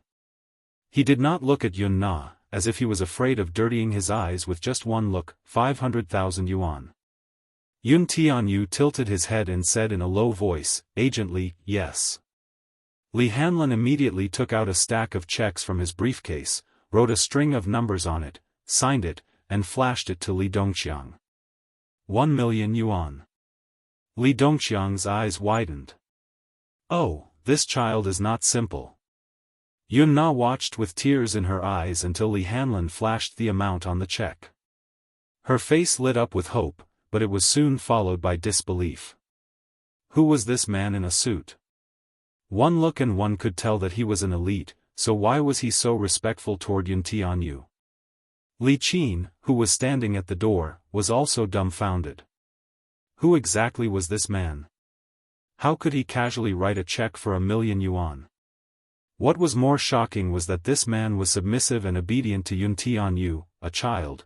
What was the relationship between these two? Li Qin could not figure it out. Li Dongxiang smiled wickedly and went forward to take the check. Li Hanlin's hand, which was holding the check, moved slightly, and he caught nothing but air. Are you playing with me? Li Dongxiang was slightly annoyed. Yun Tianyu expressionlessly said, You haven't explained what you meant by your words earlier. Li Dongxiang smiled and grabbed Yun-na's collar. He patted her bleeding cheek and said, She's your mommy's sister, right? Heh, he took drugs and gambled outside and owed me a huge debt. But this bitch doesn't have any money. I threatened her and told her that I would go to her house to collect the debt. She was scared silly. Guess what she said? Li Dongxiang was a hoodlum, so his words were naturally sinister. His face was ferocious, and he looked like a ruffian. Yun Tianyu hummed and waited for him to continue. She said that she wants to use her sister to repay her debt. Li Dongxiang said slowly. Yun Tianyu's face instantly changed. It was as dark as ink. His pair of bright eyes immediately seemed to be covered by a dark haze, and a thick vicious aura constantly surged in his eyes. Go on. He ordered. Li Dongxiang was stunned. He was a little displeased. A child was talking to him with such a condescending attitude. However, he didn't think too much about it and continued speaking.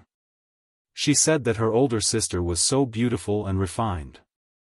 When I heard it, my heart itched. Get to the point. Yun Tianyu was a little impatient. D*mn, you little b** starred, Li Dongxiang was furious. Chapter 308. Li Dongxiang swallowed his saliva and could only continue. She made an agreement with me. She would send her lovely sister here to accompany me for a few nights, and that debt would be written off. Hearing this, Yun Tianyu remained silent for a long time. He only stared at Yun-na with a gloomy expression. His expression was so cold that it was frightening. She didn't succeed in the end, though. In the end, she was kidnapped by the Mu family. The Mu family? Li Hanlin was startled. Mu Yaja? He. Yun Tianyu suddenly let out a few desolate chuckles. His slightly narrowed eyes suddenly opened and stared fixedly at Yun-na. His gaze was so deep that it seemed to pierce a hole in her body. So, that's how it is. He. Yun Tianyu held his forehead with his hand. His desolate laughter echoed in the room, making one's hair stand on end. Yun-na had never seen this side of Yun Tianyu before. In front of Yun Shishir, he had always been obedient and adorable. Now, however, he tore apart all his pretense and revealed himself to be cold and deep. It was as if even his surroundings were filled with a frightening aura of hostility. Especially his deep eyes, which flashed with a hint of madness and ruthlessness. You. What are you laughing at? He he he. Yun Tianyu shrugged his shoulders and laughed even more wantonly.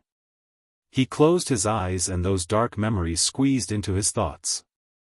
In the scene, Yun Na pressed him onto the bed and ruthlessly slapped his body one after another.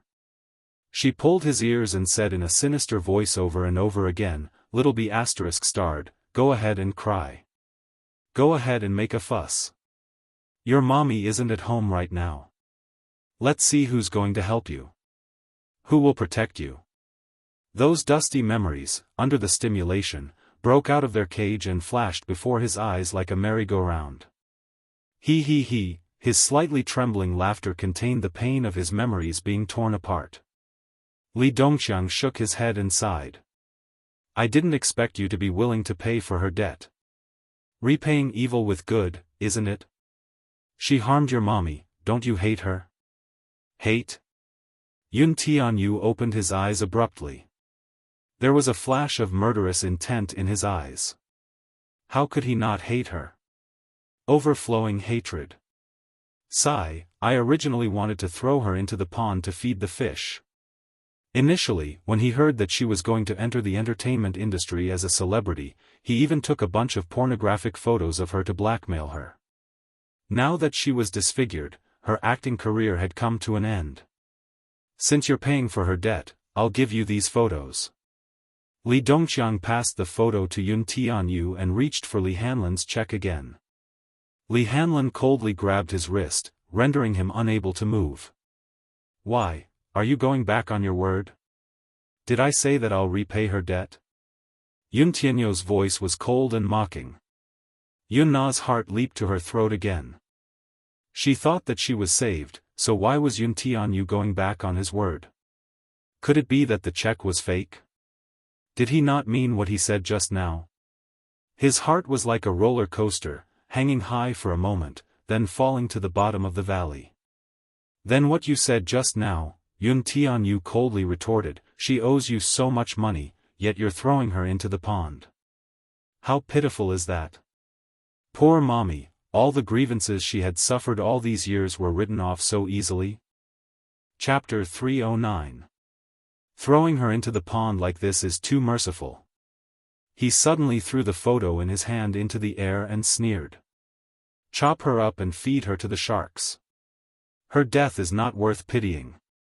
His voice was clearly so innocent, but it was now very deep and penetrating.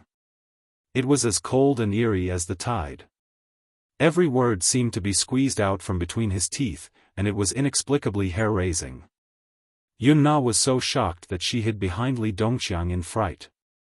In her heart, Yun Tianyu was no less terrifying than Li Dongqiang, who had been in the underworld for decades. In fact, he might even be more terrifying. Li Qin, who was at the door, was so frightened that she forgot to breathe. At this moment, no one considered that Yun Tianyu was only 6 years old. His words were probably just a child's babble. They only saw the bone-chilling expression on his young face. Cold and hateful, he looked at Yun Na as if she were something filthy. "Little kid. Are you joking?" Li Dongqiang laughed awkwardly for a while. How could he be so ruthless at such a young age? It was indeed scary. "Joking?" Yun Tianyu said gravely. "My time is precious. Why would I joke with you?" Then, Li Dongqiang's throat was dry. He licked his lips. Even he could not help but respect this 6-year-old boy. "You mean, I'll give you the money. You deal with the person. Do you understand?" Li Dongqiang was still in disbelief. He looked suspiciously at Li Hanlan, who was beside him, only to see the latter looking down at the little lad with a frown. His eyes were filled with indescribable heartache and complexity. "Agent Li, you. Li Hanlan suddenly squatted in front of him and held his shoulders with a worried look. "Don't be blinded by hatred." Yun Tianyu did not seem to hear his advice and coldly said, "Give him the money." He did not want to deal with this kind of person personally. He was afraid that it would dirty his hands. Li Hanlan's expression was complicated. I want you to give him money. Do you understand?" Yun Tianyu gripped his wrist with a pale face. His pair of black eyes stared straight ahead. Li Hanlin stared at Li Dongqiang's pale face and frowned. Finally, he stood up and handed the check to Li Dongqiang. Yun Na and Li Qin froze on the spot as if they were struck by lightning. Li Dongqiang seemed to be familiar with this kind of thing. He verified the authenticity of the check and confirmed that it was genuine. Once again, he felt incredulous. This child was not simple at all. At such a young age, he already had a boldness that ordinary adult men couldn't match, and even wealth. Even though he still couldn't figure out his identity, knowing too much might not be a good thing for him. Alright, I'll take that person away. When the time comes, I'll take some photos for you to enjoy. Just as Li Dongqiang finished speaking, Yun Na, who was at the side, wailed and crawled to Yun Tianyu's side. Hugging his frail body, she begged for mercy. Why you, it's Auntie's fault. It's Auntie's fault. Auntie was blind in the past. It's Auntie's fault. Auntie swears that I won't bully you or your mommy anymore. Yun Tianyu looked straight ahead as if he did not hear her. He did not even look at her. Chapter 310. How ironic. In the past, whenever Yun Na saw him, she would look at him with cold disdain and call him a little b*****. Now, she was kneeling beside him, kowtowing and begging for mercy. Li Hanlin, who was behind him, bent over and flung her hand away from his shoulder. Li Qin, too, crawled to Yun Tianyu's feet on all fours. Tears streamed down her face as she kowtowed and admitted her mistake. You don't really want to kill us, do you? At least, for the sake of your grandfather, please let us live. You're hiring a hitman. It's illegal and unacceptable. Oh? Hiring a hitman.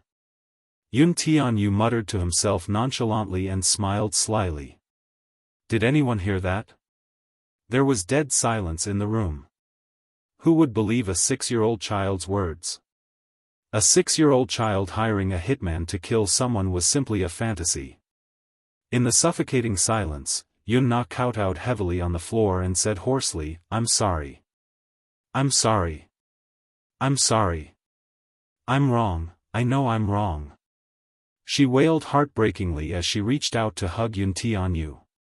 Yun Tianyu did not even look at her and coldly waved her hand away. Don't touch me, it's dirty. Woo. Yun Na's teary eyes were filled with despair and sorrow. Unforgivable, Yun Tianyu's shoulders trembled slightly. He turned around and coldly said, Li Qin, 6 years ago, you caused my mommy to become a single mother at the age of 18.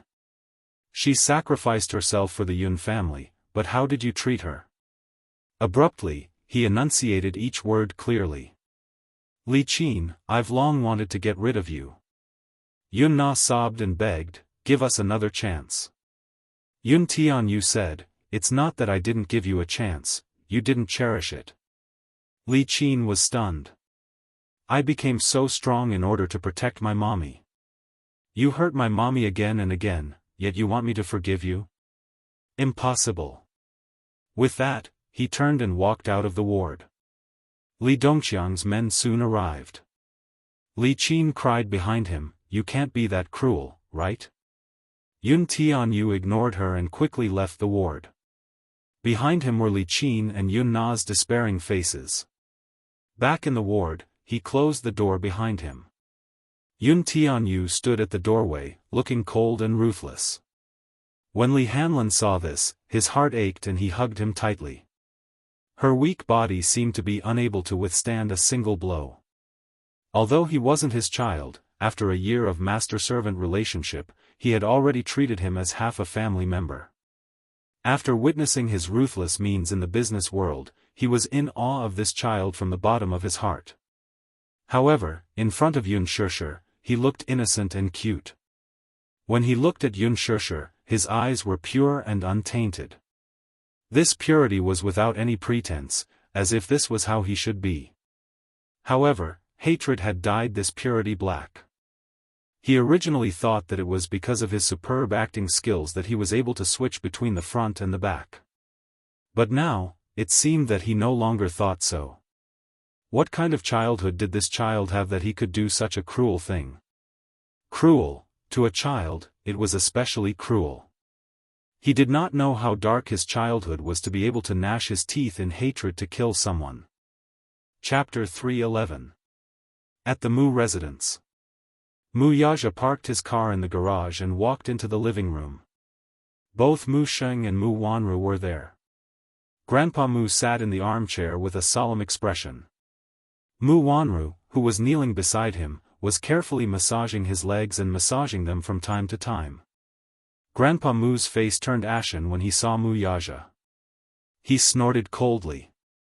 "You finally know how to come home, Grandpa." Mu Yaja greeted him. Mu Wanru looked at him. She opened her mouth a few times but did not say anything.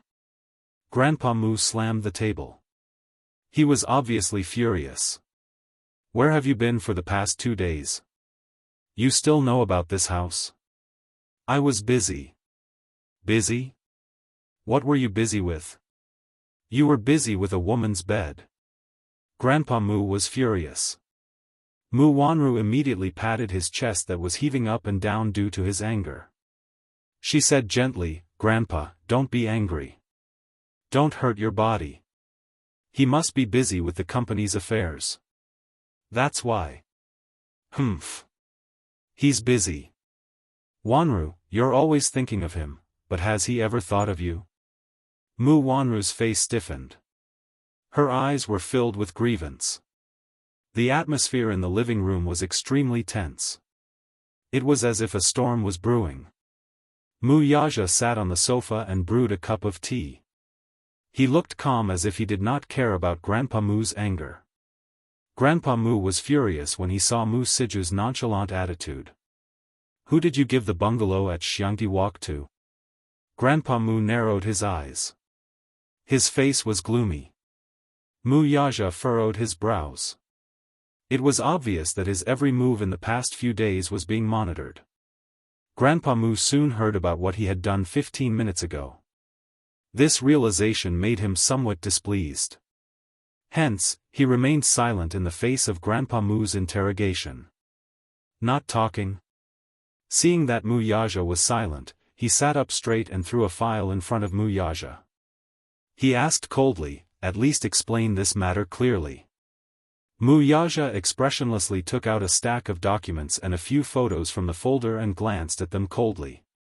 Sure enough, Grandpa Mu had sent someone to investigate Yuntianyu. Mu Wanru also walked over curiously and picked up the photos. Her expression froze and her heart sank.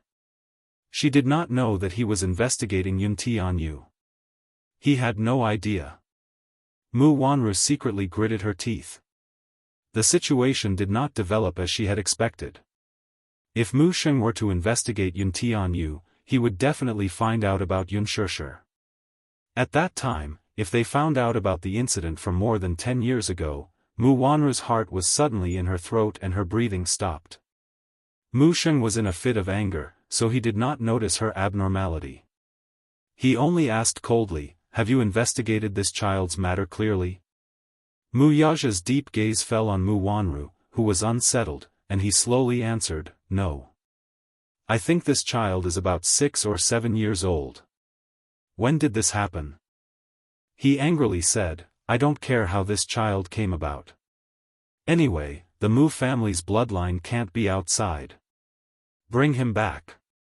Mu Wanru returned to her senses and quickly said, "Grandpa, let's put this matter aside for now. We haven't investigated the matter clearly. Isn't it too hasty to make such a decision?" Chapter 3:12.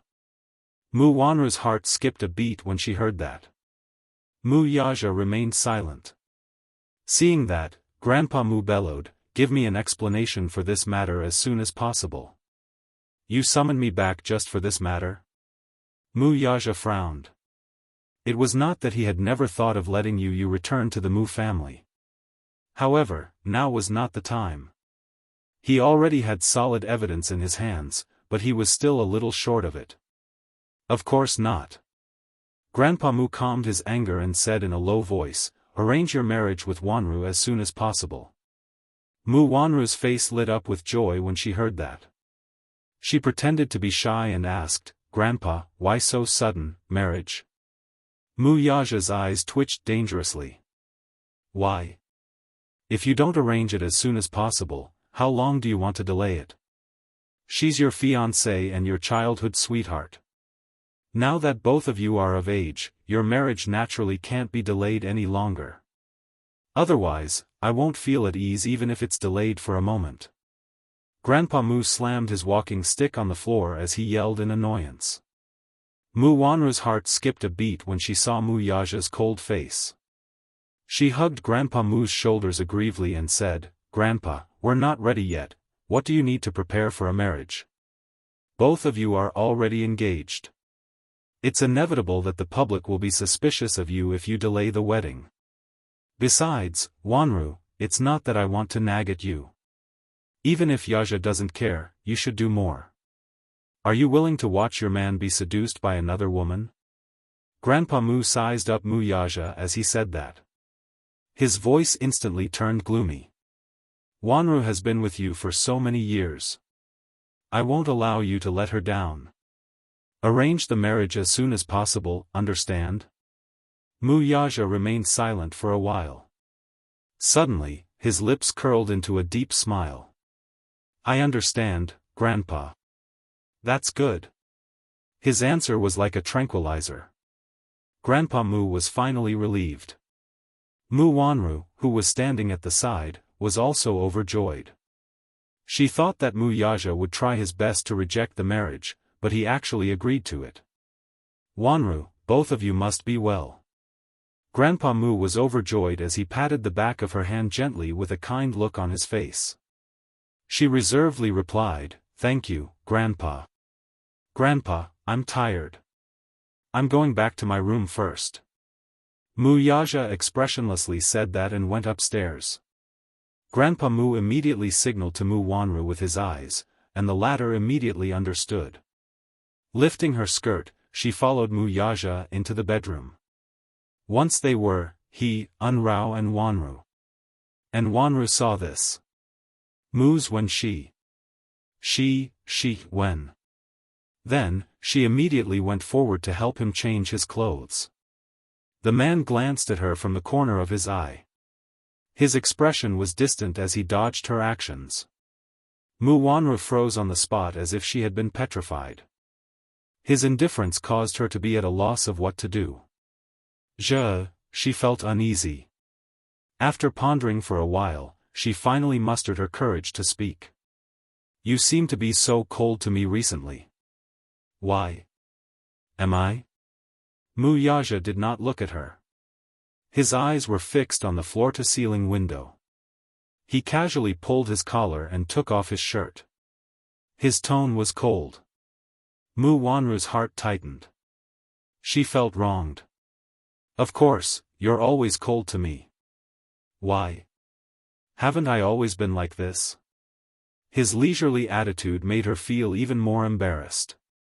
However, she had no other choice. She could not choose to retreat. There was no way out for her. Chapter 313. Grandpa Mu was whispering in her ear. If the man was not proactive enough, as a woman, she should let go of her modesty. She was proud of her modesty. She used to be so reserved too. However, Mu Yaja was like a proud and free wind, unpredictable. She did not even know how to talk to him to attract his attention. He had been extremely cold to her since they were young. On one hand, it should be his resistance to this marriage. On the other hand, maybe he was not interested in her at all. Mu Wanru clenched her fists and slowly took a step forward. Why don't you touch me?" Mu Yaja opened his eyes slightly, his gaze was cold but he did not say a word. She watched as the man casually pulled off his tie and took off his shirt. His elegant and calm expression made it seem as if she didn't exist. Mu Wanru's face was full of embarrassment. Seeing that he was about to enter the bathroom, she immediately took a step forward nervously and forced a smile. Is it because I'm not attractive to you? Or is it because I'm not proactive enough? She paused and hurriedly said, I can take the initiative as long as you like it. Mu Yaja turned his face away impatiently. Bang! What responded to her was the sound of the bathroom door closing. Click. The door was locked. Mu Wanru's legs went soft and she collapsed on the ground as if she had collapsed. She rubbed her hair in annoyance and felt wronged. She wanted to cry but no tears came out. This man had always been so cold. It was the same for everyone. When they were young, Mu Yaja was not close to her. At first, to her who had just stepped into the Mu family, this young man exuded a heart-palpitating coldness and always avoided anyone who wanted to get close to him. She had no choice but to accept this. For so long, Mu Yaja had never had a woman by his side, which made her feel more at ease. But why did he have to treat that Yunshirsher? What was so good about that Yunshirsher? Why did this man who had always been cold take her to heart? Thinking of this, Mu Wanru's heart was filled with resentment. No, he had to act quickly. That Alan was incompetent. She had to find another way to get rid of Yunshirsher as soon as possible. Voila, the bathroom door opened. Mu Yaja walked out of the bathroom in a brocade bathrobe. His tall figure and slightly open collar revealed his sexy and well-defined muscles. She looked even more graceful and luxurious. His slightly damp hair was slightly messy, but it didn't diminish his handsomeness at all. Instead, it made him even more handsome and charming. Seeing that she was still there, Mu Yaja's eyes flashed with disgust. Why haven't you left? Mu Wanru said cautiously, Grandpa asked me to sleep in your room tonight. Sleep with me? The man asked coldly. He lit a cigarette and took a deep puff. He rarely smoked, unless it was an important social event or when he was extremely frustrated, then he would light up a cigarette.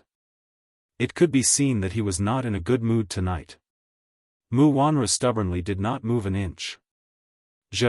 I know you might not be ready, and I don't want to be so fast. But Grandpa's health is not good, so I can only follow his wishes.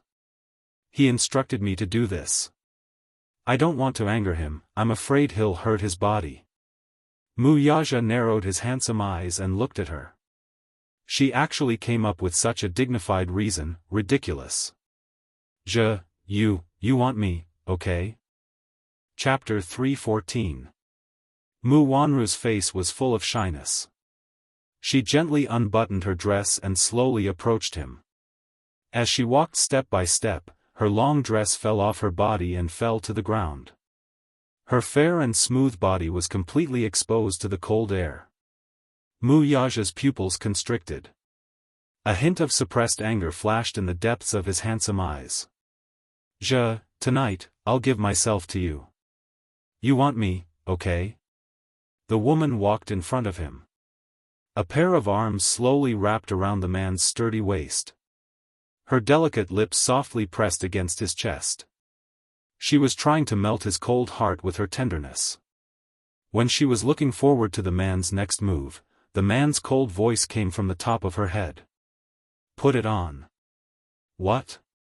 She was shocked. She raised her head in surprise but looked into a pair of deep eyes. Put it on and get lost. His voice was as cold as ice colliding. Before Mu Wanru could react, Mu Yaja fiercely pinched her chin and said with a face full of disgust, even if you want to, you have to see if I'm interested in you. I advise you, don't try your best to show off your charm. Don't you think you're very cheap? Cheap? He asked back, what? Isn't it? Don't you think you're disgusting? Mu Yaja pushed her away heavily. If you want to seduce me, please show me some real ability. Otherwise, it will only make me more disgusted. Mu Wanru was pushed to the ground. She was in so much pain that she frowned. Embarrassed, humiliated, and broken down, she cried with red eyes, What kind of woman do you like? I can change for you. Do you like Yunshirsher? Pure and innocent? If you were half of her, you wouldn't be so disgusting. Mu Wanru was stunned. Tears flowed freely from her eyes. The man didn't even look at her. He only felt disgusted. He hooked her with his toes and covered her body with her clothes. Get lost. Suddenly, the sound of footsteps came from outside the door.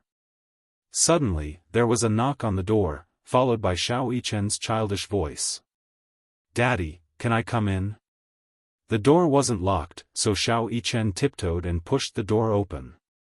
However, as soon as he opened the door, he was greeted with an unbearable scene. He saw Mu Wanru lying on the ground, completely naked, with only a dress barely covering her body. At the side, Mu Yaja stood coldly at the side, his face as dark as ink. Daddy! Xiao Yichen was shocked. His face turned red and he quickly turned around. I'm sorry, come here. Seeing the little fellow, Mu Yaja bent over slightly and called out. Xiao Yichen blushed. He had never seen a naked woman before. Since he was young, he had been taught the etiquette of a gentleman. Therefore, it was a taboo. When he heard his daddy's call, he covered his eyes and ran into Mu Yaja's arms. Mu Yaja hugged him and covered his eyes with his large palm. He turned his head and glared coldly at Mu Wanru, telling her to get lost. Mu Wanru hurriedly put on her clothes. Embarrassed and angry, she ran away.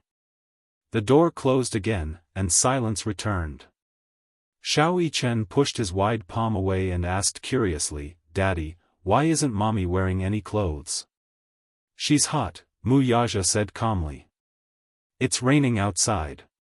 It's very cold. Xiao Yichen mumbled.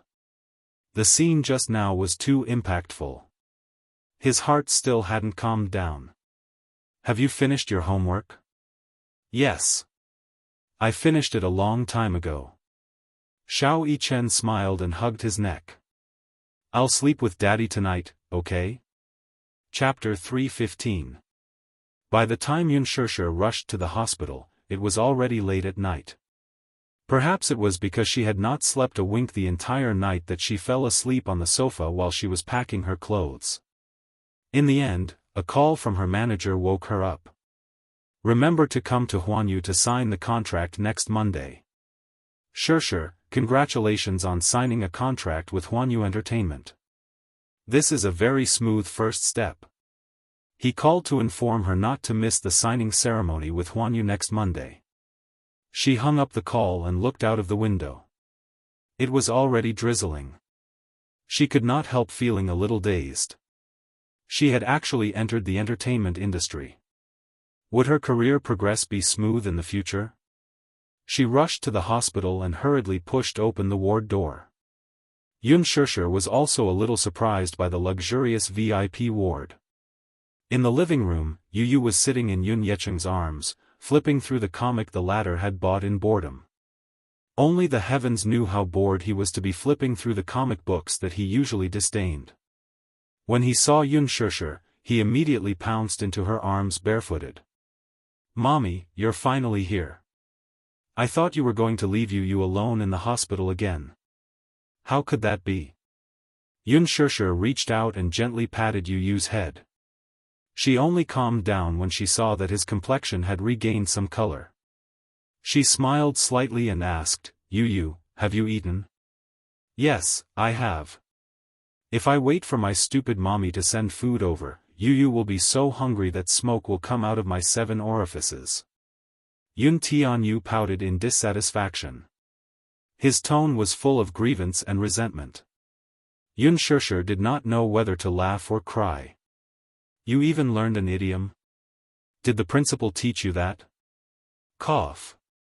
It's Yu's mommy who taught me well, Li Hanlin said awkwardly at the side. Yu coolly said, my mommy never cares about my homework, nor does she sign me up for any interest classes. Basically, Yunshishi was not willing to impose any heavy learning on the child. She believed that childhood should be enjoyed. Yun Yecheng dialed Li Qin's number, but the call did not get through. He had gone to Yun Na's ward earlier, but she had already left. No matter how hard he tried, he couldn't contact the two of them. It was as if he had disappeared from the face of the earth. Although he had doubts in his heart, he didn't care about it anymore. Late at night, a van sped along the highway. In the pitch-black carriage, Yun Na slowly woke up. At the instant she opened her eyes, the intense pain that came from her body stimulated her nerves, and she recalled exactly what had happened. After being taken away from the hospital, Li Dongqiang tied her and Li Qin up and threw them into a van. She struggled fiercely, crying and begging for mercy in a heart-wrenching manner. An enormous fear shrouded her heart. She didn't dare imagine that she would fall to such a state. What's going on? What's going on? How could Yun Tianyu be so capable? He was only 6 years old. How could he be so heaven-defying? She seemed to remember that the man in the suit respectfully called him President Yun. President Yun? At such a young age? She had yet to figure out the ins and outs of the situation. Li Dongqiang saw that she was crying and throwing a tantrum, so he knocked her out with a knife. Yun Na only remembered that her vision turned black, and then she fainted and lost consciousness. When she woke up, she was in an enclosed space with no ventilation. It was stuffy and hot. She opened her mouth to call for help, only to realize that her mouth was taped shut. Other than moaning, she could not make any sound. Chapter 3:16. She struggled a few times to sit up, but her feet suddenly touched something soft. She was shocked and shrank into a corner. With her weak consciousness, she could tell that it was a person beside her feet. The skin was still warm, and based on the material of the clothes, she guessed that it was Li Qin. In her shock, she leaned toward Li Qin. Then, both mother and daughter woke up. However, in such an enclosed space, the two of them fell into a huge panic. With her weak vision, she seemed to be able to tell that they were in a car. Where were they going? After a bumpy ride, the car suddenly came to a steady stop. Then, there was a deathly silence. Yun Na's shoulders trembled. In her great fear, she seemed to have lost the ability to think. She only hoped that time would stop at this moment. She didn't even know what was waiting for her next. Would it be hell? She trembled as her imagination ran wild. Just as she was at a loss for what to do, the car door was suddenly flung open. Li Dongqiang stood outside the car with a group of ruffians with a cigarette in his mouth. He sneered a few times and pulled Yun Na out of the car by her hair. She screamed. Li Dongqiang frowned in displeasure and slapped her. "Be quiet. What are you shouting for?" he roared. Yun Na looked at him with teary eyes. Her mouth was taped shut, so she couldn't speak at all. She could only cry and beg for mercy. She knelt on the ground with a thud and kept kowtowing. Every time she kowtowed, she hit the ground hard. Her head was bleeding and she tried her best to beg for mercy to show her sincerity. In the face of fear, she didn't know what pain was anymore. She was numb. She only knew how to kowtow and fantasize that she could arouse Li Dongqiang's pity and spare her life. She had met Li Dongqiang before. He was cruel and merciless, and his hands were stained with blood. It wasn't that she hadn't seen him kill people. One shot and the head exploded. She was so scared that she vomited on the spot. However, the young her thought that such a man was cool and manly. However, when she faced death, she suddenly understood that life was so fragile. She didn't want to die. Her pleas for mercy did not awaken anyone's pity. Li Dongqiang clicked his tongue and shook his head. Yun Na, if you knew this would happen, why did you give it up? What's the use of begging me for mercy? I'm just working for someone else's money. Yun Na was scared out of her wits. She shook her head like a broken wave, and she kowtowed even more vigorously. As she neared death, the fear in her heart expanded infinitely. At first, when she found out that she was disfigured, she was so disheartened that she thought of killing herself. However, it wasn't until the word death was right in front of them that they realized that when they were close to death, a strong will to live would arise spontaneously. She didn't want to die, she didn't want to die. Even if he had to live an ignoble existence, he still wanted to live. Li Qin was also carried out of the carriage. Her body went limp and she no longer had the strength to beg for mercy. She was not like Yun Na, who was still young. She was already old, and her physical strength was very poor. The journey was bumpy, and as soon as she got out of the car, she vomited, felt dizzy, and was in a mess. Li Dongqiang felt nauseous. The evening breeze at the port made one's cheeks hurt. The whistle of a ship could be heard in the distance. Chapter 317. When Yun Na realized where she was petrified as if she had been struck by lightning. The harbor, was Li Dongqiang really going to listen to that child and throw them into the sea to feed the fish? Do you have any last words to say? He looked at Yun Na with pity. She had been playing with them since junior high, so it was inevitable for her to develop some revolutionary feelings.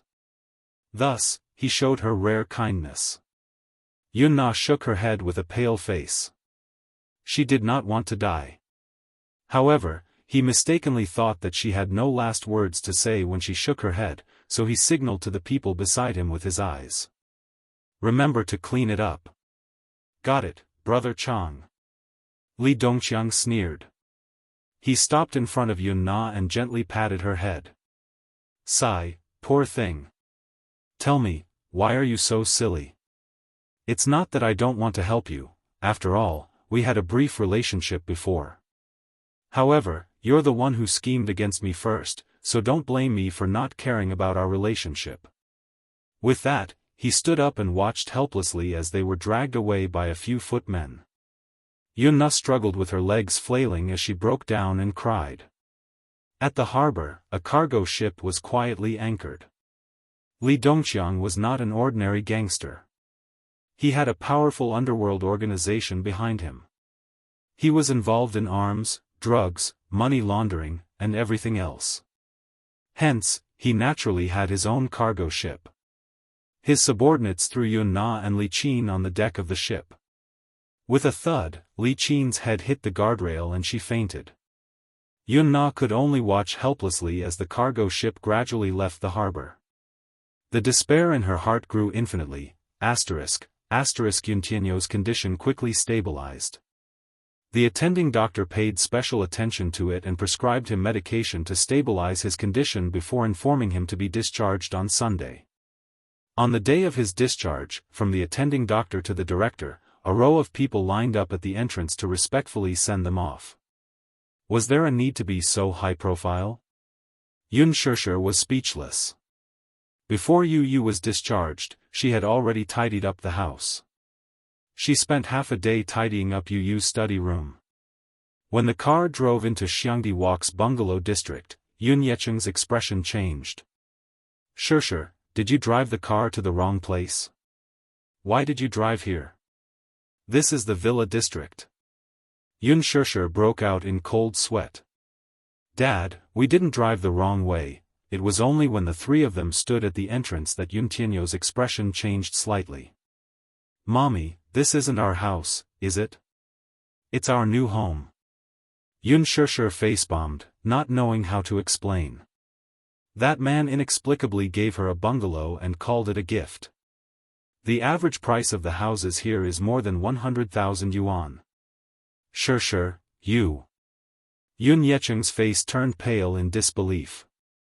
You might not believe me even if I tell you. Yun Shishir took a deep breath and explained, I exchanged it for 2 bowls of noodles.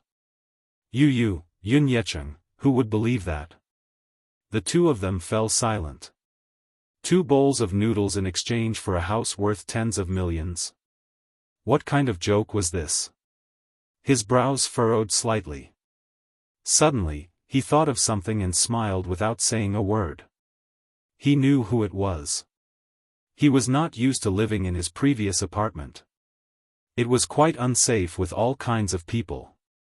Especially at night, when the apartment was near the notorious East Street.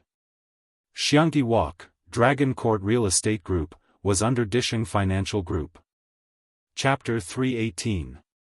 Just as the three were about to enter the house, they heard the roar of a motorcycle coming from afar. Unspoken turned her head in surprise, only to see a handsome heavy-duty motorcycle parked at the garage entrance of the villa next door. A tall and slender figure came into view. She saw a tall and straight young man wearing a British trench coat and a pair of pitch-black motorcycle leather pants, which wrapped around his long legs, making them look long and stylish. The young man took off his helmet. His neat short hair was dyed white gold. He took off his sunglasses expressionlessly. A handsome face was exposed in front of everyone. "Neighbor? He's so tall." It was only when he strode into a villa not far away from them that she reacted to his presence. "So, he's our neighbor. He looks so familiar. Where have I seen him before?" "Stupid mommy, he's not a man," Yu said helplessly. "She's a very famous singer. Her stage name is Junmo. Her new album has been released recently, and she's quite popular. She's actually a woman, but she's dressed neutrally." "How did you know?" Unspoken asked in surprise. In her impression, Yu was not very interested in music. He was hopelessly tone-deaf. "Because I've seen her on TV before," Yu replied. What Unspoken did not know was that before she signed with Huanyu, Yu had already read through all the artistes signed by Huanyu Entertainment. Thus, he had some impression of this female singer. "Dad, don't stand there like a fool. The room is already prepared. Let's go in," Unspoken said. Unspoken was still a little hesitant. Initially, he had planned to move back after Yu was discharged from the hospital. He lowered his head to look at Yu, only to see the little lad looking at him. He felt even more guilty and sighed. Yu raised his head and glanced at Unspoken before turning to smile at Unspoken. "Grandpa, why don't you stay with us?"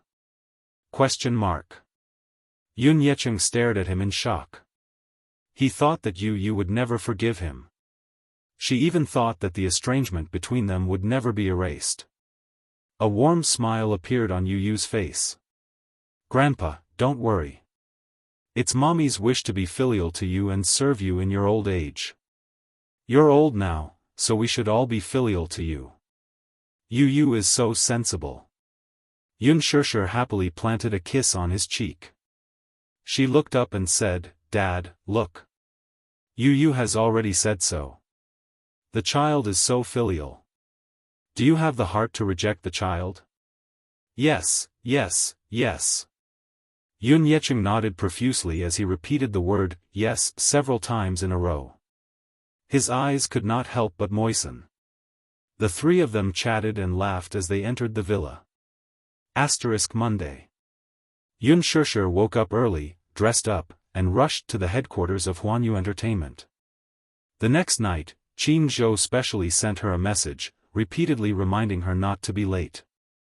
According to tradition, before the signing ceremony, there would be a personal interview with Huanyu's senior director, Ji Lin.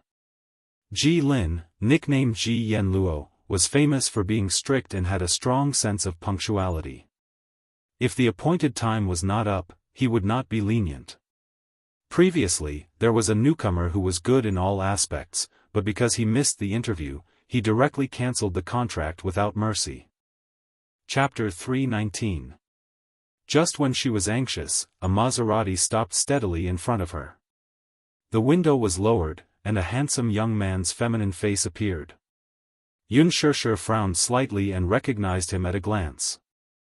No, it was her. Junmo lived in the villa next to hers. Seeing her car stop, Unspoken said in a friendly manner, "Hello." Junmo took off her glasses and glanced at her with her beautiful eyes. Her thin lips curled up slightly. "Get in." Unspoken was a little dumbfounded by these two simple words. What do you mean?" It's hard to get a taxi here. Her voice was clear and deep with a hint of hoarseness. It was a kind of feminine between genders. If one didn't listen carefully, it would be difficult to tell her gender. Aren't you rushing to Huanyu for an interview? It's on the way. Even though it was a little abrupt, time was of the essence. She couldn't care less about being pretentious and immediately nodded. Thank you. She opened the door and sat in the back seat. Jun Mo skillfully turned the steering wheel and stepped on the accelerator. The car sped away from Xiangti Walk. Yunshusher put her bag aside and looked around curiously. Her gaze fell on the handsome face in the rearview mirror. The reason why a woman was described as beautiful was because Jun Mo, whether it was her temperament or her dressing, revealed a femininity that was different between men and women. She had the calmness and grace of a man, but also the exquisiteness and delicacy of a woman. This handsomeness had nothing to do with gender. Especially that pair of long and narrow eyes, they were deep and charming. She even felt a little stunned for a moment. In the rearview mirror, Jun Mo glanced at her from the corner of her eye and met her gaze. Yunshusher looked away awkwardly. The car was cold and damp. After a light rain last night, the weather in the early morning was a little cold. The air in the car was cold, and she was only wearing a thin shirt, so it was inevitable that she felt a little cold. Jun Mo glanced at Yunshusher's uneasy face in the rearview mirror and asked, "Cold?" "Yes. A little." Jun Mo looked straight ahead again. She didn't say anything but turned on the heater. Not long after, the carriage was filled with warmth. Yunshusher was touched by her thoughtfulness and immediately thanked her. Jun Mo's lips curled up, but she didn't say anything. She just took out a cigarette from the cigarette box and lit it skillfully. The lighter was a limited edition commemorative God of Fire by Zippo, and it was hard to find one on the market. A wisp of smoke filled the carriage. The smell of smoke was not strong, nor was it pungent. Instead, it smelled good. At least, it was not repulsive. The entire journey was silent. The car sped along, and the scenery outside the window flashed by. "Your name is Yunshusher, right?" Her eyes lit up. "How do you know my name?" "I saw you at the banquet." Jun Mo was silent for a moment, as if she was considering her words. In the end, she still said two simple words, "Very beautiful." Yunshusher blushed and smiled. "Thank you." He was a little surprised. Although Jun Mo looked a little arrogant and cold, she wasn't as unapproachable and unexpectedly friendly as she looked on the surface. Jun Mo said, "It's a good opportunity to sign with Huanyu. You have to cherish it." "Yes, I will." The car quickly drove into Huanyu Tower. "I'll drop you off here. I'll go park the car." After saying that, Jun Mo drove the car into the garage. Yunshusher couldn't help but feel flattered by her kindness. It was like a dream. It was a little unreal. Chapter 320. After all, apart from Xiao Shui, there were very few women who treated her so well since she was a child. Perhaps it was because she was not good at socializing. The darkness of her childhood made her cautious in dealing with people and other aspects. Hence, she did not have many friends. Therefore, she cherished this rare kindness very much. She looked down at the time. There was still some time before the interview. When she walked out of the elevator, Qin Zhou seemed to have just arrived at the company. When he saw her, he was a little surprised. "Ah, Shusher, you're here so early?" "Yes. I couldn't get a taxi at the entrance. Fortunately, someone sent me here in time." "Someone sent you? Who?" Qin Zhou was stunned. "What a coincidence. I think it's Jun Mo. She learned her name from Yu. Jun Mo?" Qin Zhou frowned slightly. "Where do you live now?" "Xiangti Walk." Qin Zhou was stunned. Xiangti Walk was a famous mansion in the capital.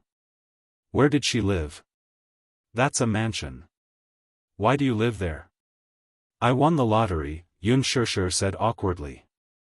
You're so lucky. Qin Zhou sighed sincerely. He led her into the office and suddenly thought of something. Do you have a driver's license? Yes, but I don't know how to drive. Xianxia, can you be any more stupid? Qin Zhou said mercilessly. Xianxia said helplessly, are you blaming me for not knowing how to drive? Well, okay.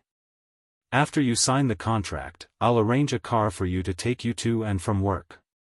Qin Zhou said and brought her into the office.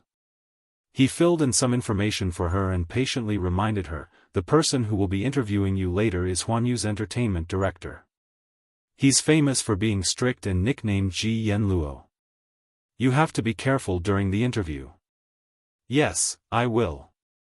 Xianxia finished filling in the information and suddenly looked up. If I sign the contract, will I have my own manager? There is. Qin Zhou took her information and looked through it carefully.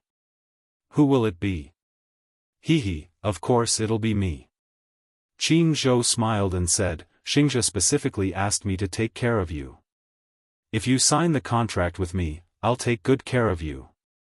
Qin Zhou was Huanyu's ace manager. Whether it was his skills, resources, or background, they were all top-notch. Just making Gu Xingze famous was an achievement that no one in Huanyu could compare to. Even a natural idol like Gu Xingze would not be able to reach his current status without Qin Zhou's support.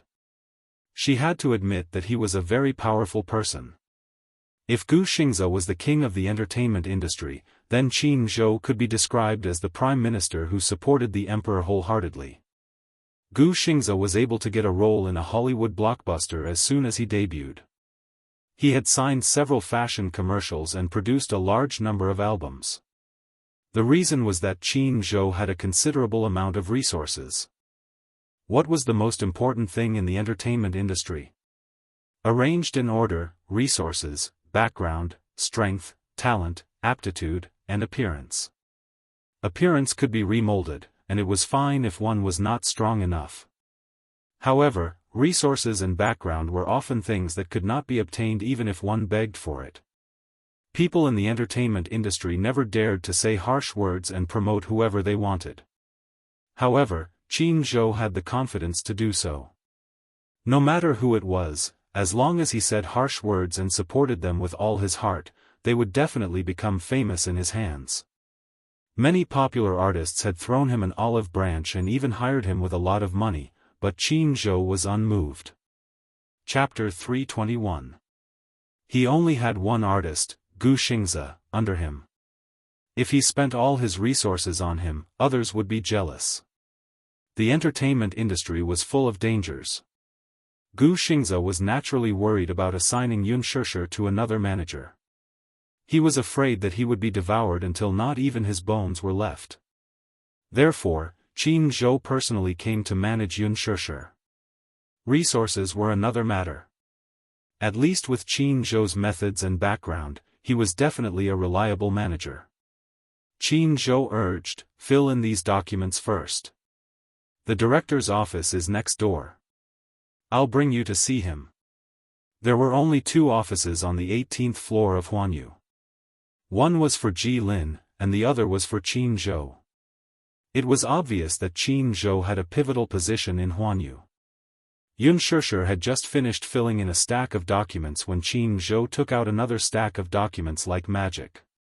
She was stunned. Why are there so many? These are all model contracts. Take a closer look.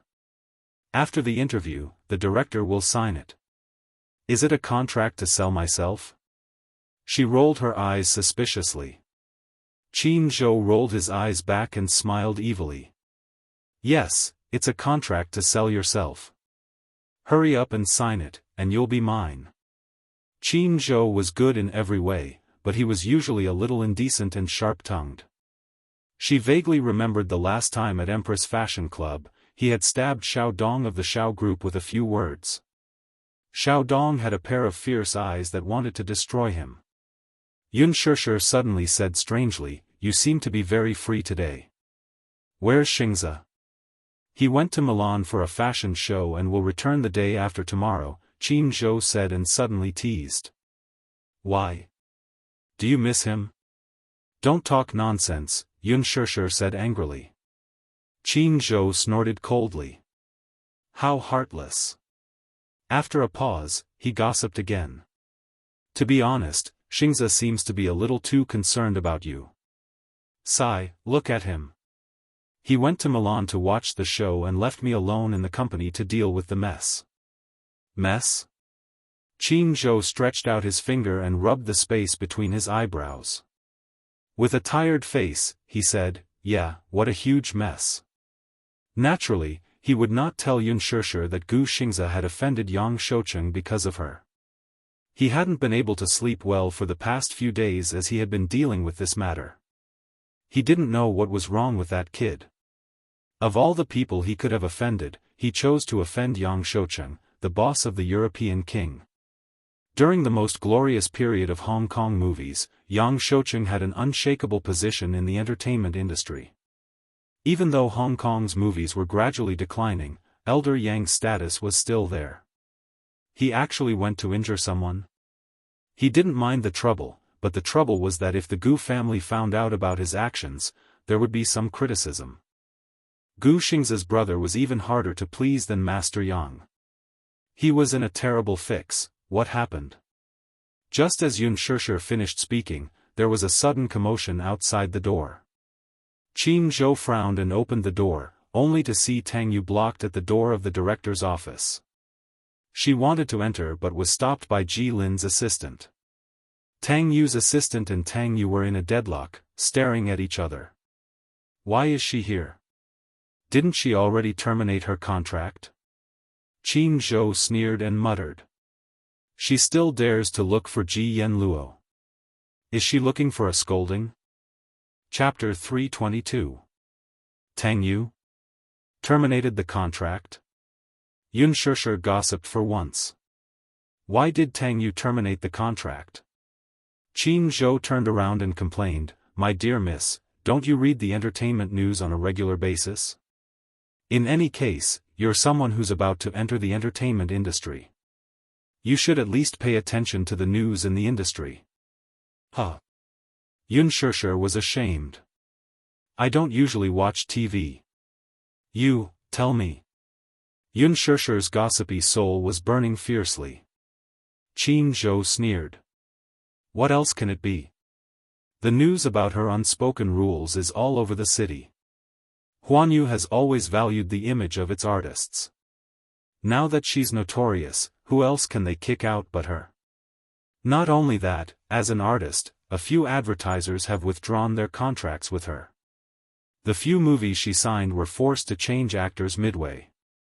The losses are huge. She even has to pay the liquidated damages to the company." Xianxia's lips twitched. Unspoken rules?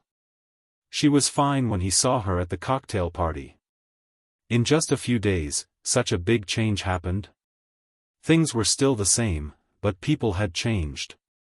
Slap, Qin Zhou was too lazy to explain so much. He just threw a stack of newspapers in front of her. Xianxia flipped through it and frowned in surprise. Wow, that was too explosive. But what she didn't know was that it was all fate's fault. If Mu Yaja hadn't arrived in time, she would have been the one to appear on the headlines. But a certain someone was still oblivious to the ins and outs of the matter and was still reading the newspapers gloatingly. The newspapers published the headlines for a few days, reporting on this incident. Even now, the news was still hot and had been the topic of conversation for the public. Tang Yu returned to the villa with Huanyu's top management late at night and didn't leave. The reporters arrived in time. What was more shocking was that the two of them were so anxious that they forgot to close the curtains. The reporters took photos and videos and spread them all over the internet. It was too late to ban them.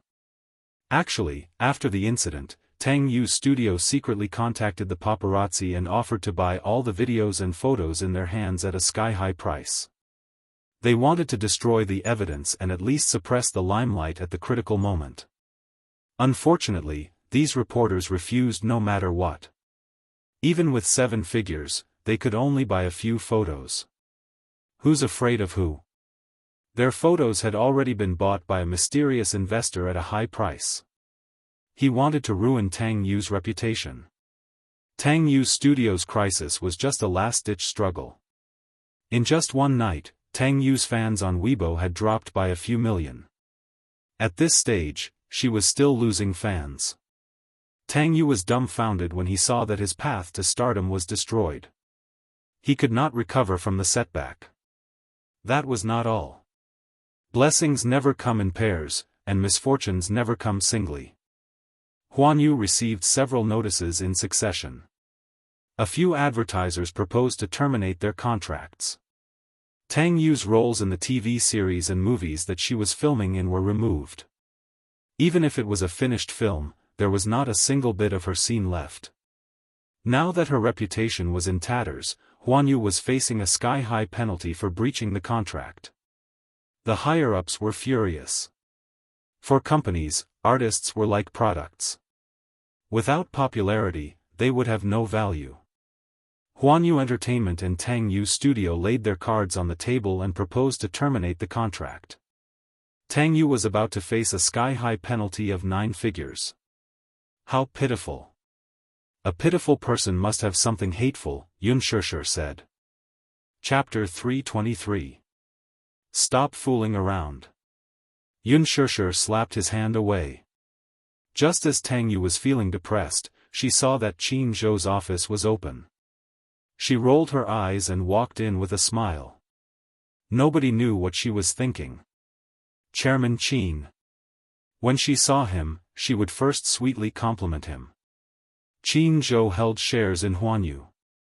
Therefore, artists and staff who were of a lower level had to respectfully address him as Chairman Qin, even if they weren't A-listers. Qin Zhou knew that she was up to no good. He rolled his eyes lazily. What? Tang Yu was about to speak when she entered the room.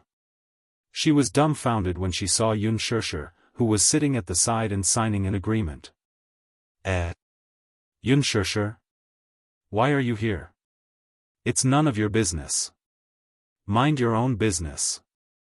Qin Zhou reminded her coldly. Tang Yu remembered what she was here for. She said coquettishly, Chairman Qin, you have to help me. Her soft voice gave Qin Zhou goosebumps all over his body. Don't act coquettishly if you don't know how to. As soon as he spoke, he felt a chill run down his spine and goosebumps appeared all over his body. Help you with what? I don't know which B***tch did this to me. My reputation is ruined and the company wants to terminate my contract. Chairman Qin, you have a lot of say in the company. Also, you're such a good friend of Director Ji. Can you talk to Director Ji for me? Tang Yu felt wronged too. She was a little drunk at the cocktail party that day. In order to seek a better future, she clung on to Mu Yaja, thinking that she could climb into his bed. Little did she expect that he would throw her into a car and drive her to Li Wenqing's villa. Li Wenqing was one of Huan Yu's top executives and one of the company's shareholders. He also had a seat on the board of directors. He had played with many women. In a way, he could be considered Tang Yu's old flame. They had been together for a while. The few movie contracts that Tang Yu accepted were all resources provided by him. Tang Yu was a little surprised to see him. However, she thought that it was all arranged and that he had personally picked her. She did not suspect anything. Li Wenqing was also a little suspicious when he saw her. Didn't he personally pick the newcomer from the cocktail party? Her name was Unspoken. Why did he send Tang Yu instead? However, in the middle of the night, he had nowhere to vent his lust. As soon as Tang Yu entered the room, the two of them were entangled together. After that, he didn't expect that he would be plotted against. The pictures and text were well illustrated, and the evidence was conclusive. No matter how capable the public relations team was, they were at their wits' end. It would be difficult for them to clear their names. Qin Zhou had a headache and waved his hand. Get lost. Don't bother me. I'm also in a mess. I can't even save myself. There's still a mess that gives CEO Qin a headache? Qin Zhou was annoyed. Tang Yu, now that things have come to this, nobody can save you.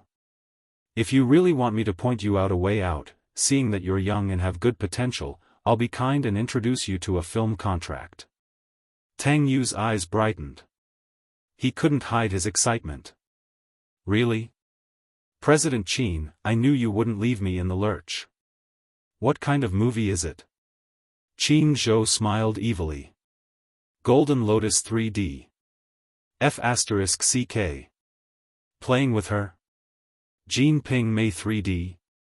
That was a third-rate movie, okay? What was this? What kind of kindness was this? He was obviously kicking her when she was down. Was he waiting to see her embarrass herself?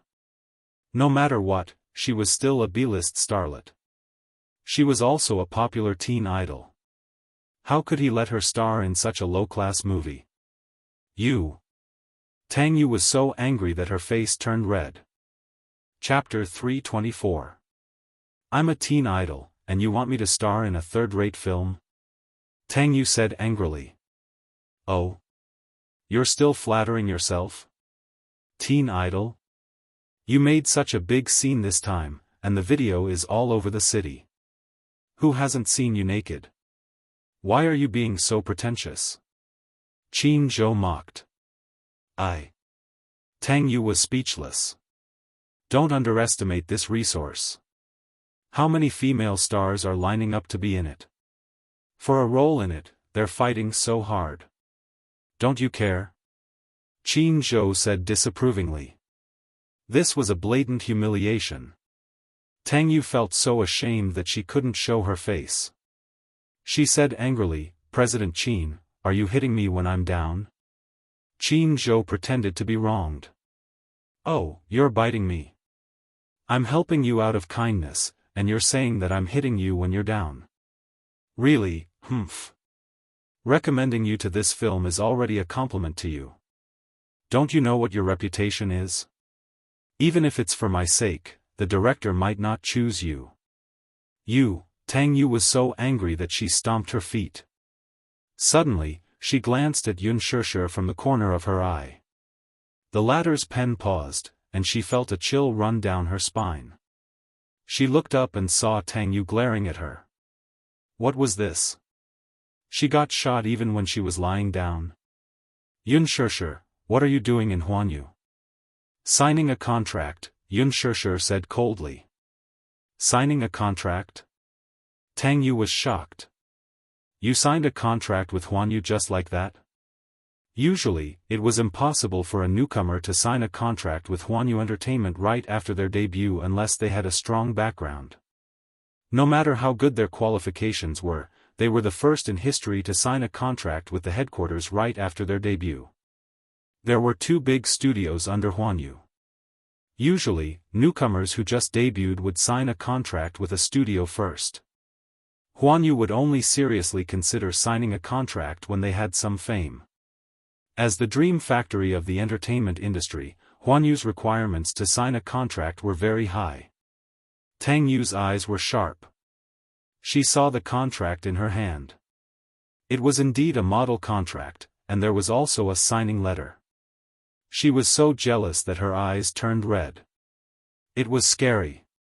B***tch, I don't know what kind of despicable methods she used. Who are you talking about? Without waiting for Qin Zhou to speak, Unspoken asked coldly, watch your mouth. Tang Yu was stunned. At the banquet, Unspoken was considered a gentle and soft persimmon. Why was his mouth so sharp today? He was no longer as submissive as before. Or was it because she had lost her power that even a newcomer who had yet to debut did not put her in her eyes? When a tiger leaves the plains, it will be bullied by dogs. Her lips curled into a smile. It wasn't that she bullied the weak and feared the strong. Previously at the cocktail party, she was worried about her image. As a newcomer, she naturally couldn't show off too much at such an occasion. Otherwise, offending one person was tantamount to offending a group of people. In the entertainment industry, seniority was the most important thing. If a newcomer who had yet to debut was too ostentatious, it was inevitable that he would be surrounded and suppressed. However, now that they were in private, what was there to talk about? You've got it upside down. Now, I'm the tiger and you're the dog. So what if I bullied you? Haven't you heard of the saying, beat a dog when it's down? Qin Zhou was surprised. This girl's mouth was quite vicious. Where did she learn it from? You. Tang Yu was so angry that she raised her hand. Qin Zhou quickly stopped her. Oh my God! This is my office. How dare you behave so atrociously? Chapter 325. It's not that I want to nag at you, but what's the point of arguing with her? She's barefoot now, so she's not afraid of you. Don't pester her endlessly. Oh. Xianxia nodded. Tang Yu was so angry that her eyes almost popped out. You, get lost. Qin Zhou waved his hand as if he was shooing away a fly. Don't dirty my precious feng shui. What's the fuss about? Outside the office, Ji Lin stood with his arms crossed and looked at Qin Zhou and the others coldly. Xianxia looked toward the voice. The rumored director Ji Yanluo, was actually younger than she had expected. He was about 28 years old and wore a mature business suit. His hairstyle was meticulously styled, making him look especially energetic. He was handsome and had eyebrows like stars. His facial features were more regular and he looked very mature. However, he was just as the rumors said. He was serious and his face was cold. His aura was intimidating and his eyes were dignified. Tang Yu, you still have the face to step into Huanyu? If you have the time to pester me, why don't you think about it yourself? Your studio can't even handle the most basic public relations crisis. Ji Lin said coldly. Currently, Huanyu's decision to deal with you is only to terminate your contract. If you continue to pester us endlessly, you'll have to face Huanyu's ban. Every word was like a gem and sent chills down her spine. Banning order. Once Huanyu's ban came out, she would have no chance to make a comeback. Tang Yu was still making her final struggle. Director Ji, can't you give me another chance? This time, there was a villain who plotted against me. It won't happen again. I've been loyal to Huanyu for so many years. Even if I didn't make any contributions, I've at least worked hard. Next time? There's a next time? Ji Lin said mercilessly, you don't have any acting skills or EQ. Not only that, but your IQ is also so low. Haven't you caused enough trouble for me? You're worthless now. Get lost. Director Ji, shut up. Ji Lin said angrily and pointed at the elevator. Get lost. Tang Yu's entire body withered. Seeing that there was no room for negotiation, he could only leave dejectedly. Before she left, she turned around and glared at Xianxia. Then, she stomped her feet and left. Ji Lin turned around and scolded his assistant, do you know how to do things? Wouldn't you ask the security to chase away such a person? The assistant lowered his head with a mournful expression. He accepted the scolding and did not say a word. Xianxia was stunned. This Ji Yanluo had a fiery temper. He probably worked overtime again last night. Working overtime? Yes. After the banquet, he had to clean up the mess. I didn't sleep well last night, and Tang Yu shamelessly came here to make trouble. How could I not be angry? With that, Qin Zhou immediately picked up the contract letter that Xianxia had filled out neatly and walked up to her in a flirtatious manner. Old Ji. You're so angry early in the morning. Be careful not to hurt your kidneys. Xianxia, Ji Lin rolled his eyes. Have you dealt with Gu Xing's matter? This time, it was Qin Zhou's turn to be listless. No, Then you have the nerve to come and see me? Ji Lin poked his head. Take care of your artist. Don't think that he can look down on old Master Yang just because he has the Gu family support. Qin Zhou said gloomily, I went to the hospital to see old Master Yang yesterday. His injury is not serious. It's just a small injury. He said that he wanted me to hand the person over to him and he would deal with it himself. Chapter 326. Qin Zhou brought Yun Shishir into the director's office and retreated from the room. Sit. Wait for one more person. With that, he picked up the file and looked at it. Another person? Who could it be? Was she not the only one who signed the contract today? Yun Shishir sat on the chair and looked around carefully. The decoration of the office was simple and everything was neatly arranged. There were several celebrity portraits on the wall. They were all A-list celebrities under Huanyu.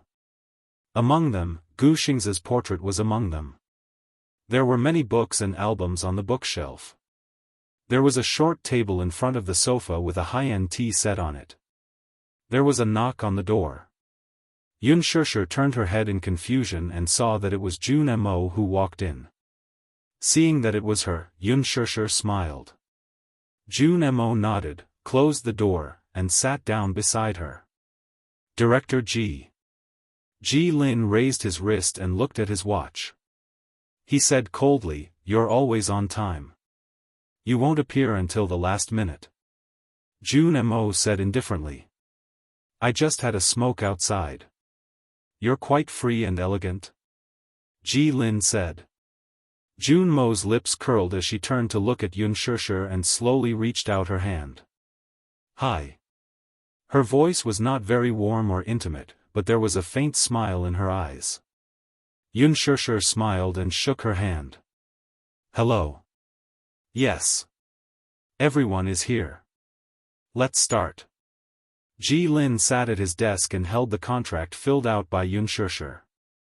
He asked indifferently, Yun Shishir. Yes, Director. Have you read the contents of the contract carefully? I have, she replied. Do you have any objections? No objections. Ji Lin asked a few more questions, and Yun Shishir answered them one by one. As a student of media college, Ji Lin was very satisfied with her professionalism and conduct. But in the end, Ji Lin sternly stated a few conditions to her. Since you've read the contract carefully, you should be clear about the conditions.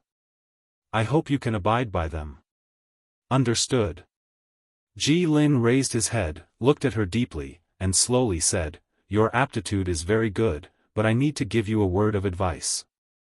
Yun Shishir was all ears. Please speak. No matter what you were. But from the moment you signed the contract with Huanyu, as a public figure, I hope you will be careful with your words and actions. Yun Shishir was stunned. What happened just now, I don't want it to happen again. Yes, I understand. Perhaps your impression of the entertainment industry is still limited to the reports on TV and entertainment magazines. But here, I still want to give you a piece of advice. As an artist, the company's arrangements are simple. Be obedient and do as you are told. Don't touch what you shouldn't touch. Don't make mistakes that you shouldn't, understand?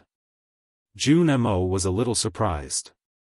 In her impression, this Ji Lin did not seem like a patient person. Yet, he gave her advice.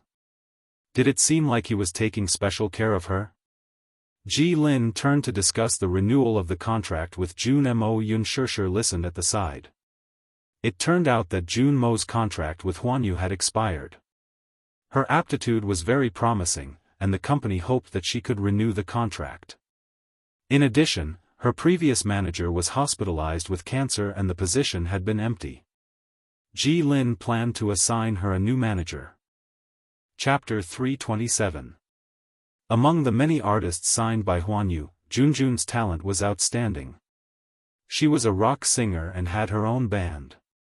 She had debuted for 5 years, and with her unique personality, outstanding appearance, and excellent singing skills, she had a group of awe-inspiring loyal fans. Her popularity was high, and she had always been the focus of Huan Yu's grooming. In the entertainment industry, if one was good at singing, they would act. Ji Lin's plan for her was to enter the film industry and transform into an actress. In the music industry, the popularity of rock singers did not last long. If they did not transform, their accumulated popularity would eventually decline. In the end, they came up with a plan. Ji Lin would manage Gu Xingze under his own name, and let Qin Zhou manage Yun Shishir and Jun Jun. Without a doubt, this had been confirmed with Qin Zhou. Qin Zhou readily agreed. With the abundant resources in his hands, managing two newcomers was not a big problem. Gu Xingze was now at the peak of his popularity. He was about to set up his own record company, and the company would focus on planning for him. Qin Zhou, a general, could be considered to have retired after accomplishing his mission. Yun Shishir was a little flattered. For a newcomer like her to sign a contract with Huan Yu right after her debut, and even be assigned under a top manager, was a beautiful thing that many people in the industry did not dare to dream of. Ji Lin called Qin Zhou in. Qin Zhou brought a few more contracts and asked them to fill them one by one. From now on, you are my people. Qin Zhou looked at them with satisfaction, his heart full of excitement. Ji Lin said, Qin Zhou, have you really thought it through? I have. Qin Zhou looked relaxed and calm, his handsome face showing calmness. I, Qin Zhou, have done my best to accompany Xingze until now. Now that Xingze has achieved success, I also want to make a comeback. As he said this, he smiled meaningfully. Men always have a strong desire to conquer, whether it's a woman or a career. After that day, the news of Qin Zhou and Gu Xingze terminating their contract spread like wildfire. Huan Yu's internal staff was shocked. It was undoubtedly a heavy bomb. Some people were happy, while others were worried. He was happy that Qin Zhou had terminated his contract with Gu Xingze. If he could work with this top manager, with the superior resources in his hands, he would definitely be able to ride the wind and soar. Unfortunately, it was rumored that Qin Zhou had managed a newcomer. But, before the press conference, no one knew who this lucky newcomer was. There were also some people who were surprised. In the entertainment industry, water flowed down to the bottom while people walked up to the top. Why didn't she rely on a superstar and now wanted to terminate her contract? That's a story for another day. Ji Lin put away Yun Shishir and Jun Mo's contracts, stood up and walked to them. I hope you guys can work harder. Don't make me doubt my judgment. Jun Mo reached out and shook Ji Lin's hand. She looked confident and proud. Thank you, Director. Thank you for your appreciation, Director Ji. I will work hard. Yun Shishir also shook hands with Ji Lin. Ji Lin sized her up from top to bottom. Remember, I don't look at the process. I only look at the results. Qin Zhou smiled and said, Old Ji, are you still worried about me? Don't worry. Jun Mo and Shishir are in my hands.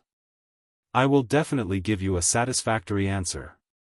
Before that, you have to clean up the mess first before we talk about anything else. Ji Lin said indifferently. Chapter 328. Before that, you have to clean up the mess first before we talk about anything else, Ji Lin said indifferently. Qin Zhou was instantly depressed again.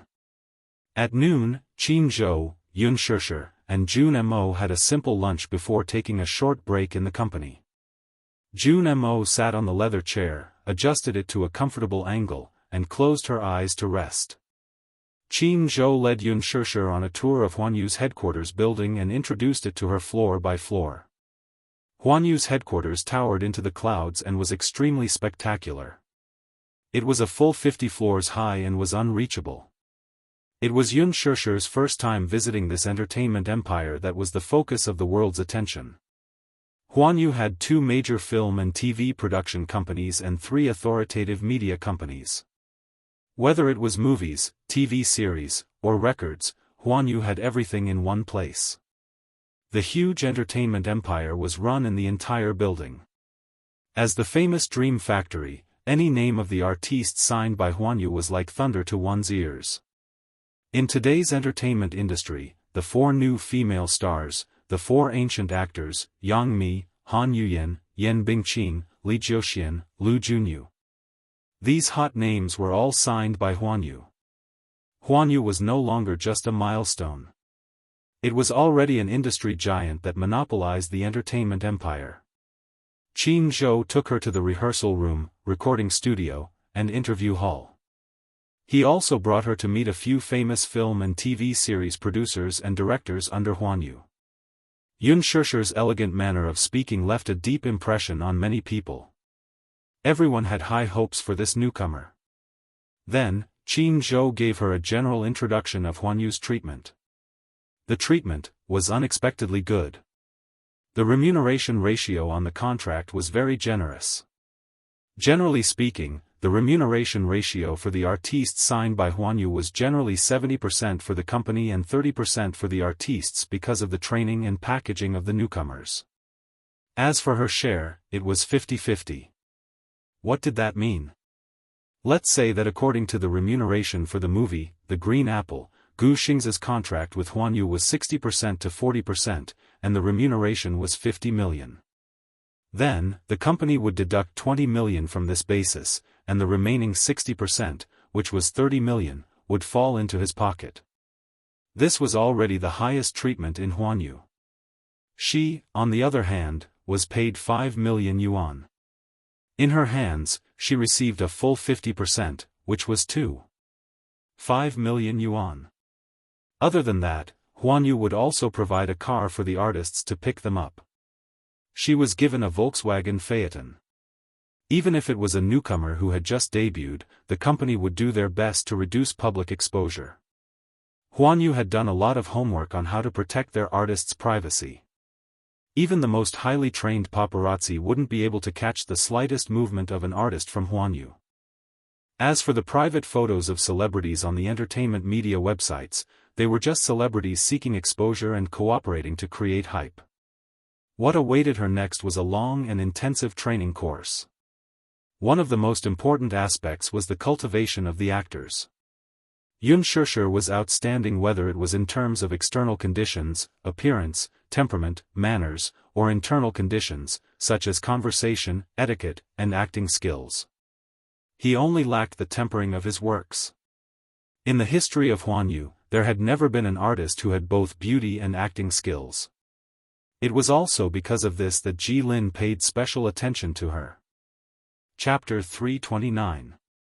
In terms of public relations, how to deal with the tricky and demanding questions of the entertainment reporters, how to handle interviews, and a series of speaking techniques. The company required that the actors had to be fluent and flawless. Gu Xingzia was a textbook example. No matter how demanding the questions were, he could rely on his good reflexes to fend them off. Even in the face of the all-pervasive media, he could handle it with ease. Tang Yu was a classic example of a negative example. She had good looks and good acting skills, but her EQ was extremely low and she spoke without thinking. Everyone knew how she ended up. She fell from being a godly detective to the bottom of the valley. In the current situation of the entertainment industry, artists were no longer the same as before, where they were held high and mighty. Even if you were the nation's goddess, a single mistake in your words would immediately attract an avalanche of anti-fans. Apart from that, there was a series of classes. Her schedule was packed to the brim for a whole month. Apart from that, the opening ceremony of The Green Apple was also imminent. Qin Zhou informed her to go to the temporary filming set in 3 days to complete the trial photo shoot. In short, her schedule was packed to the brim with no gaps. The moment she received the schedule, she froze. It's so packed. Yun Shishir protested a little. There were 30 days in a month, and 29 days were scheduled. The remaining day was to go to the filming set for the trial photo shoot. This schedule was unbelievably tight. Is this still considered full? Qin Zhou chuckled. Then you haven't seen Gu Xingzia's schedule. His schedule? Was there a schedule more packed than hers? You haven't officially stepped into this industry, but I've already been merciful to you. Take a look at Gu Xing's schedule. Qin Zhou passed Gu Xing's schedule to her lightly. Yun Shishir glanced at it curiously and almost fainted. Half a month was only 15 days, but he had a total of 32 events scheduled. Apart from the events, he spent the rest of his time flying in the sky. He probably had very little sleep every day. She felt a little sorry for him. Celebrities looked glamorous on the surface, but she didn't know that they were so tired behind the scenes. She furrowed her brows and complained, "This is exploitation." Qin Zhou complained, "What do you mean by exploitation?" "Shishir, you might not know this, but to a celebrity, exposure means life. This is like the same product, one is placed in the front of the supermarket, the other is placed in the corner of the supermarket. Which one do you think will sell better?" "Of course it's the former," she said without hesitation. "As long as you understand." Qin Zhou suddenly said in a low voice, "Shishir, you have to remember that in this industry, you have to be careful with your words and actions. Just like what Yan Luoji said, if you accidentally offend someone, they might even ban you from the market. When that time comes, it won't be as simple as just lying in a corner." Yun Shishir naturally understood the meaning of his words. When the time comes, I'll definitely be kicked into the warehouse to collect dust." "Smart." Qin Zhou smiled. "Aren't you stupid? It's all thanks to President Qin's good teaching. Naughty girl, you've got guts. Now you know how to make fun of people." Qin Zhou scolded with a smile. In the same batch of trainees, Yun Shishir's name was especially prominent. Among the 15 newcomers, she was the only one who could sign a contract with Huanyu's headquarters. She had just debuted and was already the #1 female lead in a gold medal director's movie. What made people jealous was that the moment she entered the company, she was assigned to the ace manager, Qin Zhou.